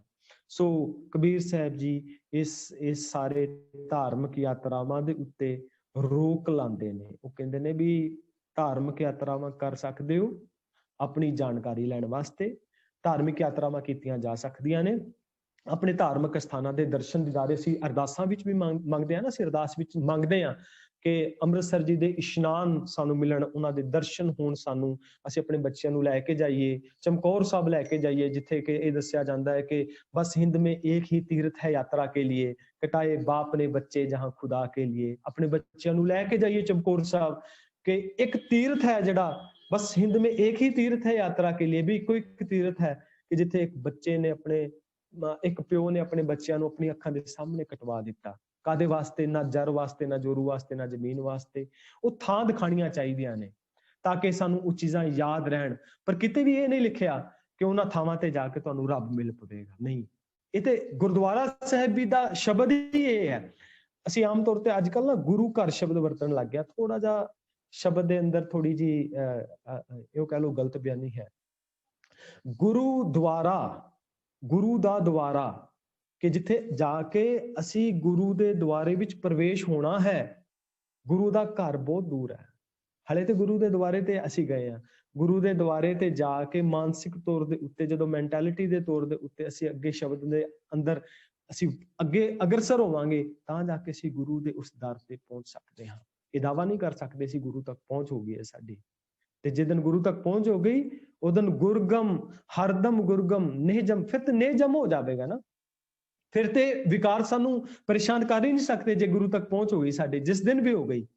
ਫਿਰ ਜਿਵੇਂ ਭਗਤ ਜੀ ਕਹਿੰਦੇ ਨੇ ਵੀ ਆਜ ਮਿਲਾਵਾਂ ਸ਼ੇਖ ਫਰੀ ਟਾਕਿਮ ਕੁੰਜੜੀਆਂ ਮਨੋ ਮਿਚਿੰਦੜੀਆਂ। ਜਿਸ ਦਿਨ ਮਿਲ ਪਏ ਉਹ ਦਿਨ ਮਨ ਦੀਆਂ ਵਾਸ਼ਨਾਵਾਂ ਖਤਮ ਹੋ ਜਾਣਗੀਆਂ, ਮੁੱਕ ਜਾਣਗੀਆਂ। ਸੋ ਰੱਬ ਨੂੰ ਮਿਲਣਾ ਹੈ ਘਰ ਬਹਿ ਕੇ, ਨਾਨਕ ਘਰ ਹੀ ਬੈਠਿਆ ਸ਼ੈ ਮਿਲੇ। ਜੇ ਨੀਅਤ ਰਾਸ ਕਰੇ ਤੇ ਉਸ ਰੱਬ ਜੀ ਦੇ ਨਾਲ ਅਸੀਂ ਮਿਲਾਪ ਕਰ ਸਕਦੇ ਹਾਂ। ਕਬੀਰ ਸਾਹਿਬ ਜੀ ਕਹਿੰਦੇ ਨੇ, ਕਬੀਰ ਹਜ ਕਾਬੈ ਹੋਏ ਗਿਆ ਕੀਤੀ ਬਾਰ, ਕਬੀਰ ਸਾਈਂ ਮੁਝ ਮੈਂ ਕਿਆ ਖਤਾ ਮੁਖੋਂ ਨਾ ਬੋਲੇ ਪੀਰ। ਕਹਿੰਦੇ ਨੇ ਮੈਂ ਇੱਕ ਵਾਰ ਨਹੀਂ ਸੈਂਕੜੇ ਵਾਰੀ ਹਜ ਗਿਆ, ਮੈਂ ਕਈ ਵਾਰੀ ਹੈ ਸਾਈਂ ਤੇਰੇ ਘਰ ਗਿਆ, ਕਾਬੇ ਦਾ ਦੀਦਾਰ ਕਰਨ ਲਈ ਗਿਆ, ਪਰ ਹੈ ਖੁਦਾ ਤੂੰ ਮੇਰੇ ਨਾਲ ਗੱਲ ਹੀ ਨਹੀਂ ਕਰਦਾ। ਮੇਰੇ ਵਿੱਚ ਤੂੰ ਕੀ ਖਤਾ ਵੇਖ ਰਿਹਾ ਹੈ ਜੋ ਹਜ ਤੇ ਕੁਰਬਾਨੀ ਨਾਲ ਵੀ ਬਖਸ਼ੇ ਨਹੀਂ ਗਏ। ਵੀ ਮੇਰੇ ਅੰਦਰ ਭਾਵ ਹਜ ਤੇ ਕੁਰਬਾਨੀ ਨਾਲ ਖੁਦਾ ਖੁਸ਼ ਨਹੀਂ ਹੁੰਦਾ। ਇਹਦਾ ਮਤਲਬ ਇਹ ਹੈ, ਭਾਵ ਅਰਥ ਇਹ ਹੈ ਕਿ ਮੈਂ ਇਹ ਸਾਰਾ ਕੁਝ ਰਿਚੁਅਲਸ ਨਿਭਾ ਲਏ, ਮੈਂ ਬਾਹਰੀ ਤੌਰ ਤੇ ਸਾਰੇ ਕਰਮਕਾਂਡ ਤੇ ਕਰ ਲਏ, ਪਰ ਮੈਂ ਆਪਣੇ ਮਨ ਨੂੰ ਸਾਫ਼ ਨਹੀਂ ਕੀਤਾ। ਗਹਿਰੇ ਤਲ ਤੇ ਜਿਹੜੇ ਪਿਛਲੇ ਸ਼ਲੋਕਾਂ ਦੀ ਵਿਚਾਰ ਅਸੀਂ ਰਿਲੇਟ ਕਰਕੇ ਦੇਖਾਂਗੇ ਤੇ ਸਾਨੂੰ ਪਤਾ ਲੱਗੇਗਾ। ਕਬੀਰ ਸਾਹਿਬ ਕਹਿੰਦੇ ਨੇ ਸਾਰੇ ਧਾਰਮਿਕ ਕਰਮਕਾਂਡ ਨੇ ਬਾਹਰੀ ਤੌਰ ਤੇ, ਪਰ ਜਦੋਂ ਤੱਕ ਮਨ ਚੰਗਾ ਨਹੀਂ ਹੁੰਦਾ ਉਦੋਂ ਤੱਕ ਜਿੰਨੇ ਮਰਜ਼ੀ ਰਿਚੁਅਲਸ ਨਿਭਾ ਲਈਏ ਧਾਰਮਿਕ ਤੌਰ ਦੇ ਉੱਤੇ, ਅਸੀਂ ਆਪਣੀ ਲਾਈਫ ਦੇ ਵਿੱਚ ਚੇਂਜ ਨਹੀਂ ਲਿਆ ਸਕਦੇ। ਇਸ ਤੋਂ ਅਗਲੇਰੇ ਸ਼ਲੋਕ ਦੇ ਵਿੱਚ ਕਬੀਰ ਸਾਹਿਬ ਜੀ ਬਚਨ ਕਰਦੇ ਨੇ, ਕਬੀਰ ਜੀ ਜੋ ਮਾਰੇ ਜੋਰ ਕਰ ਕਹਤੇ ਹੈ ਜੋ ਹਲਾਲ, ਦਫਤਰ ਦੇ ਜਬ ਕਾਰ ਹੈ ਹੋਏਗਾ ਕੌਣ ਹਵਾਲ। ਕਹਿੰਦੇ ਨੇ ਕਿ ਜੋ ਲੋਕ ਧੱਕਾ ਕਰਕੇ ਗਾਂ ਆਦਿਕ ਜੀਵਾਂ ਨੂੰ ਮਾਰਦੇ ਹਨ, ਪਰ ਆਖਦੇ ਹਨ ਕਿ ਉਹ ਇਹ ਜ਼ਬਾ ਕੀਤਾ ਹੋਇਆ ਮਾਸ ਖੁਦਾ ਦੇ ਨਾਮ ਤੇ ਕੁਰਬਾਨੀ ਦੇ ਲਾਇਕ ਹੋ ਗਿਆ ਹੈ। ਜਦੋਂ ਸਭ ਜੀਵਾਂ ਨਾਲ ਪਿਆਰ ਕਰਨ ਵਾਲਾ ਖੁਦਾ ਇਹਨਾਂ ਲੋਕਾਂ ਪਾਸੋਂ ਅਮਲਾ ਲੇਖਾ ਜੋਖਾ ਮੰਗੇਗਾ ਤਾਂ ਇਹਨਾਂ ਦਾ ਕੀ ਹਾਲ ਹੋਵੇਗਾ। ਭਾਵ ਕੁਰਬਾਨੀ ਦਿੱਤੀਆਂ ਗੁਨਾਹ ਬਖਸ਼ੇ ਨਹੀਂ ਜਾਂਦੇ। ਕਈ ਵਾਰੀ ਇੱਕ ਸੋਚ ਸੀਗੀ ਕਿ ਬੰਦਾ ਗਲਤ ਕੰਮ ਆਪ ਕਰਦਾ ਹੈ, ਭੈੜੇ ਕੰਮ ਆਪ ਕਰਦਾ ਹੈ, ਕੁਰਬਾਨੀ ਦੇ ਦਿੰਦਾ ਹੈ ਪਸ਼ੂਆਂ ਦੀ, ਔਰ ਕੁਰਬਾਨੀ ਦੇ ਕੇ ਸੋਚਦਾ ਹੈ ਕਿ ਮੇਰੇ ਜਿੰਨੇ ਕੀਤੇ ਹੋਏ ਪਾਪ ਨੇ ਉਹ ਸਾਰੇ ਖਤਮ ਹੋ ਜਾਣਗੇ, ਜਿੰਨੇ ਮੇਰੇ ਕੀਤੇ ਹੋਏ ਪਾਪ ਕਰਮ ਨੇ, ਉਸ ਅਪਰਾਧ ਨੇ, ਉਹ ਸਾਰੇ ਇਸ ਕੁਰਬਾਨੀ ਦੇ ਦੁਆਰਾ ਧੋ ਦਿੱਤੇ ਜਾਣਗੇ। ਪਰ ਕਬੀਰ ਸਾਹਿਬ ਕਹਿੰਦੇ ਨਹੀਂ, ਐਸਾ ਨਹੀਂ ਹੈ। ਐਸੇ ਕੁਰਬਾਨੀ ਦੇਣ ਦੇ ਨਾਲ ਰੱਬ ਖੁਸ਼ ਨਹੀਂ ਹੁੰਦਾ, ਸਗੋਂ ਤੇਰੇ ਕੋਲੋਂ ਨਾ ਉਹ ਜਵਾਬ ਮੰਗੇਗਾ ਕਿ ਜੋ ਤੂੰ ਕੰਮ ਕੀਤੇ ਨੇ ਉਹ ਕੰਮ, ਉਹ ਭੈੜੇ ਕੰਮਾਂ ਦਾ ਲੇਖਾ ਜੋਖਾ ਤੇਰੇ ਨਾਲ ਖੁਦਾ ਆਪ ਕਰੇਗਾ। कबीर जोर किया सो जुल्म है ले जवाब खुदाए, दफ्तर लेखा निकसै मार मुहे मुंह पाए। ਕਹਿੰਦੇ ਨੇ ਕਿ ਉਹ ਇੱਥੇ ਕਬੀਰ ਸਾਹਿਬ ਜੀ ਕਹਿੰਦੇ ਨੇ ਕਿ ਜੋ ਵੀ ਮਨੁੱਖ ਇਸ ਕਿਸੇ ਉੱਤੇ ਧੱਕਾ ਕਰਦਾ ਹੈ ਉਹ ਜ਼ੁਲਮ ਕਰਦਾ ਹੈ ਅਤੇ ਜ਼ੁਲਮ ਦਾ ਲੇਖਾ ਖੁਦਾ ਮੰਗਦਾ ਹੈ। ਜਿਸ ਕਿਸੇ ਦੀ ਵੀ ਲੇਖੇ ਦੀ ਬਾਕੀ ਨਿਕਲਦੀ ਹੈ ਉਹ ਬੜੀ ਸਜ਼ਾ ਭੁਗਤਦਾ ਹੈ। ਭਾਵ ਕਿ ਇਹ ਉਹੀ ਪ੍ਰਕਰਨ ਦੇ ਵਿੱਚ ਕਬੀਰ ਸਾਹਿਬ ਜੀ ਸਮਝਾਣਾ ਕਰ ਰਹੇ ਨੇ ਕਿ ਜੋ ਤੂੰ ਗੁਨਾਹ ਕੀਤੇ ਨੇ ਕੁਰਬਾਨੀਆਂ ਦੇ ਨਾਲ ਉਸ ਨੂੰ ਤੂੰ ਧੋ ਨਹੀਂ ਸਕਦਾ। ਔਰ ਅੰਤਲੇ ਸ਼ਲੋਕ ਦੇ ਅੰਦਰ ਇਸ ਪ੍ਰਕਰਨ ਦੇ ਵਿੱਚ ਕਹਿੰਦੇ ਨੇ ਕਬੀਰ ਲੇਖਾ ਦੇਣਾ ਸੁਹੇਲਾ ਜੋ ਦਿਲ ਸੂਚੀ ਹੋਏ ਉਸ ਸਾਚੇ ਦੀ ਬਾਨ ਮੈਂ ਪੱਲਾ ਨਾ ਪਕੜੈ ਕੋਏ। ਕਹਿੰਦੇ ਨੇ ਕਿ ਹੇ ਕਬੀਰ ਉਹ ਰੱਬ ਮਨੁੱਖ ਪਾਸੋਂ ਸਿਰਫ ਦਿਲ ਦੀ ਪਾਕੀਜ਼ਗੀ ਦੀ ਕੁਰਬਾਨੀ ਮੰਗਦਾ ਹੈ। ਵੇਖੋ ਇੱਥੇ ਕੁਰਬਾਨੀ ਵੀ ਦੱਸ ਦਿੱਤੀ, ਕੁਰਬਾਨੀ ਕਿਹੜੀ ਦੇਣੀ ਹੈ? ਦਿਲ ਦੀ ਪਾਕੀਜ਼ਗੀ ਦੀ ਕੁਰਬਾਨੀ। ਸਾਡੀ ਜਿਹੜੀਆਂ ਡੀਡਸ ਨੇ, ਸਾਡੀਆਂ ਜਿਹੜੀਆਂ ਮਨ ਦੇ ਫੁਰਨੇ ਨੇ, ਸਾਡੀਆਂ ਜਿਹੜੀਆਂ ਭੈੜੀਆਂ ਮੰਗਾਂ ਨੇ, ਉਹਨਾਂ ਦੀ ਕੁਰਬਾਨੀ ਮੰਗਦਾ ਹੈ ਰੱਬ ਜੀ। ਉਹ ਅਕਾਲ ਪੁਰਖ ਵਾਹਿਗੁਰੂ ਗੁਰੂ ਪਾਤਸ਼ਾਹ ਜੀ ਕਹਿੰਦੇ ਨੇ ਉਹਨਾਂ ਦੀ ਕੁਰਬਾਨੀ ਦੇ। ਜੇ ਕੁਰਬਾਨੀ ਦੇਣੀ ਹੈ ਤੇ ਆਪਣੀ ਭੈੜੀ ਵਿਕਾਰਾਂ ਦੀ ਕੁਰਬਾਨੀ ਦੇ, ਆਪਣੀ ਭੈੜੀ ਮਨਸ਼ਾਵਾਂ ਦੀ ਕੁਰਬਾਨੀ ਦੇ, ਆਪਣੀ ਭੈੜੀ ਸੋਚ ਦੀ ਕੁਰਬਾਨੀ ਦੇ, ਆਪਣੇ ਵਿਕਾਰਾਂ ਦੀ ਕੁਰਬਾਨੀ ਦੇ। ਇਹ ਕੁਰਬਾਨੀ ਆਪ ਅਸੀਂ ਦੇ ਸਕਦੇ ਹਾਂ, ਹਰ ਇੱਕ ਮਨੁੱਖ ਮਾਤਰ ਦੇ ਸਕਦਾ ਹੈ। ਔਰ ਇਸ ਕੁਰਬਾਨੀ ਦੀ ਮੰਗ ਗੁਰਬਾਣੀ ਕਰਦੀ ਹੈ ਕਿ ਅਸੀਂ ਆਪਣੇ ਆਪੇ ਨੂੰ ਆਪ ਕੁਰਬਾਨ ਕਰੀਏ, ਆਪਣਾ ਆਪਾ ਵਾਰੀਏ, ਆਪਣਾ ਆਪਾ ਕੁਰਬਾਨ ਕਰੀਏ, ਆਪਣੀ ਹਉ ਨੂੰ ਮਾਰੀਏ, ਆਪਣੀ ਈਗੋ ਨੂੰ ਕੁਰਬਾਨ ਕਰੀਏ। ਆ ਜਿਹੜੀ ਈਗੋ ਸਾਨੂੰ ਪਲ ਪਲ ਪਰੇਸ਼ਾਨ ਕਰਦੀ ਹੈ, ਇਹਦੀ ਕੁਰਬਾਨੀ ਕਬੀਰ ਸਾਹਿਬ ਜੀ ਕਹਿੰਦੇ ਤੂੰ ਕਰ। ਕਹਿੰਦੇ ਨੇ ਕਿ ਉਹ ਦਿਲ ਦੀ ਪਾਕੀਜ਼ਗੀ ਦੀ ਕੁਰਬਾਨੀ ਮੰਗਦਾ ਹੈ। ਜੇ ਮਨੁੱਖ ਦੇ ਦਿਲ ਦੀ ਪਵਿੱਤਰਤਾ ਕਾਇਮ ਹੋਵੇ ਤਾਂ ਆਪਣੇ ਕੀਤੇ ਅਮਲਾਂ ਦਾ ਲੇਖਾ ਦੇਣਾ ਸੌਖਾ ਹੋ ਜਾਂਦਾ ਹੈ। ਇਸ ਪਵਿੱਤਰਤਾ ਦੀ ਬਰਕਤ ਨਾਲ ਉਸ ਸੱਚੀ ਕਚਹਿਰੀ ਵਿੱਚ ਕੋਈ ਰੋਕ ਟੋਕ ਨਹੀਂ ਕਰਦਾ। ਸਾਡੀ ਕੌਨਸ਼ੀਅਸ ਹਰ ਪਲ ਸਾਡੇ ਤੋਂ ਜਵਾਬ ਮੰਗਦੀ ਹੈ। ਕਚਹਿਰੀ ਕਿਹੜੀ ਹੈ? ਸਾਡੀ ਕੌਨਸ਼ੀਅਸ ਹੈ। ਅਸੀਂ ਜਵਾਬ ਦੇ ਕਿਸ ਨੂੰ ਆ? ਬੱਚਿਆਂ ਨੂੰ ਡਾਂਟ ਕੇ ਬੰਦ ਕੀਤਾ ਜਾ ਸਕਦਾ ਹੈ। ਸਮਾਜ ਨੂੰ, ਸਮਾਜ ਦਾ ਬਗਾਵਤ ਕੀਤੀ ਜਾ ਸਕਦੀ ਹੈ, ਬੱਚਿਆਂ ਤੋਂ ਬਗਾਵਤ ਕੀਤੀ ਜਾ ਸਕਦੀ ਹੈ। ਪਰ ਉਹ ਕਚਹਿਰੀ, ਉਹ ਦੀਵਾਨ ਸਾਡੇ ਅੰਦਰ ਲੱਗਾ ਹੈ, ਉਹ ਸਾਡੇ ਅੰਦਰ ਹੈ ਉਹ ਦੀਵਾਨ, ਉਹ ਕਚਹਿਰੀ। ਔਰ ਉਹ ਕਚਹਿਰੀ, ਉਹ ਸਾਡੀ ਕੌਨਸ਼ੀਅਸ ਜਦੋਂ ਇਹ ਸਵਾਲ ਕਰਦੀ ਹੈ ਫਿਰ ਇਹਦਾ ਜਵਾਬ ਦੇਣਾ ਔਖਾ ਹੋ ਜਾਂਦਾ ਹੈ। ਸੋ ਕਬੀਰ ਜੀ ਕਹਿੰਦੇ ਨੇ ਜੇ ਤੂੰ ਕੁਰਬਾਨੀਆਂ ਕਰੇਗਾ ਨਾ ਭੈੜੀ ਵਿਚਾਰਾਂ ਦੀਆਂ, ਤੂੰ ਕੁਰਬਾਨੀ ਕਰੇਗਾ ਆਪਣੇ ਈਗੋ ਦੀ, ਤੂੰ ਕੁਰਬਾਨੀ ਕਰੇਗਾ ਆਪਣੀ ਲਸਟ ਦੀ, ਤੂੰ ਕੁਰਬਾਨੀ ਕਰੇਗਾ ਆਪਣੀ ਉਹ ਹਵਸੀ ਸੋਚ ਦੀ, ਤੇ ਫਿਰ ਤੈਨੂੰ ਆਪਣੇ ਆਪ ਨੂੰ ਜਵਾਬ ਦੇਣਾ ਸੌਖਾ ਹੋਵੇਗਾ। ਜਦੋਂ ਸ਼ੀਸ਼ੇ ਦੇ ਸਾਹਮਣੇ ਖੜਾ ਹੋਵੇਗਾ, ਆਪਣੀ ਕੌਨਸ਼ੀਅਸ ਦੇ ਨਾਲ ਗੱਲ ਕਰੇਗਾ, ਜਦੋਂ ਆਪਣੇ ਆਪ ਨਾਲ ਗੱਲ ਕਰੇਗਾ, ਆਪਣੀ ਕਚਹਿਰੀ ਵਿੱਚ ਜਾ ਕੇ ਗੱਲਬਾਤ ਕਰੇਗਾ, ਤੈਨੂੰ ਫਿਰ ਉਸ ਦੀਵਾਨ ਦੇ ਵਿੱਚ, ਉਸ ਕਚਹਿਰੀ ਵਿੱਚ ਨਮੋਸ਼ੀ ਦਾ ਸਾਹਮਣਾ ਨਹੀਂ ਕਰਨਾ ਪਵੇਗਾ। ਤੂੰ ਹੀਣ ਭਾਵਨਾ ਔਰ ਕਿਸੇ ਗਿਲਟ ਵਿੱਚ ਨਹੀਂ ਜਾਏਗਾ, ਚੜ੍ਹਦੀ ਕਲਾ ਦੇ ਵਿੱਚ ਰਵੇਂਗਾ ਔਰ ਪੋਜ਼ਿਟਿਵ ਵੇ ਦੇ ਨਾਲ ਸਮਾਜ ਦੇ ਅੰਦਰ ਕੁਝ ਉਸਾਰੂ ਸੋਚ ਲੈ ਕੇ ਜਗਤ ਦੇ ਅੰਦਰ ਵਿਚਰ ਸਕੇਗਾ ਔਰ ਸਮਾਜ ਨੂੰ, ਸੰਸਾਰ ਨੂੰ ਨਵੀਂ ਸੇਧ ਦੇ ਸਕੇਗਾ। ਸੋ ਇਤਨੀਆਂ ਕੋਈ ਬੇਨਤੀਆਂ ਪ੍ਰਵਾਨ, ਭੁੱਲਾਂ ਚੁੱਕਾਂ ਦੀ ਮਾਫੀ ਜੀ। ਵਾਹਿਗੁਰੂ ਜੀ ਕਾ ਖਾਲਸਾ।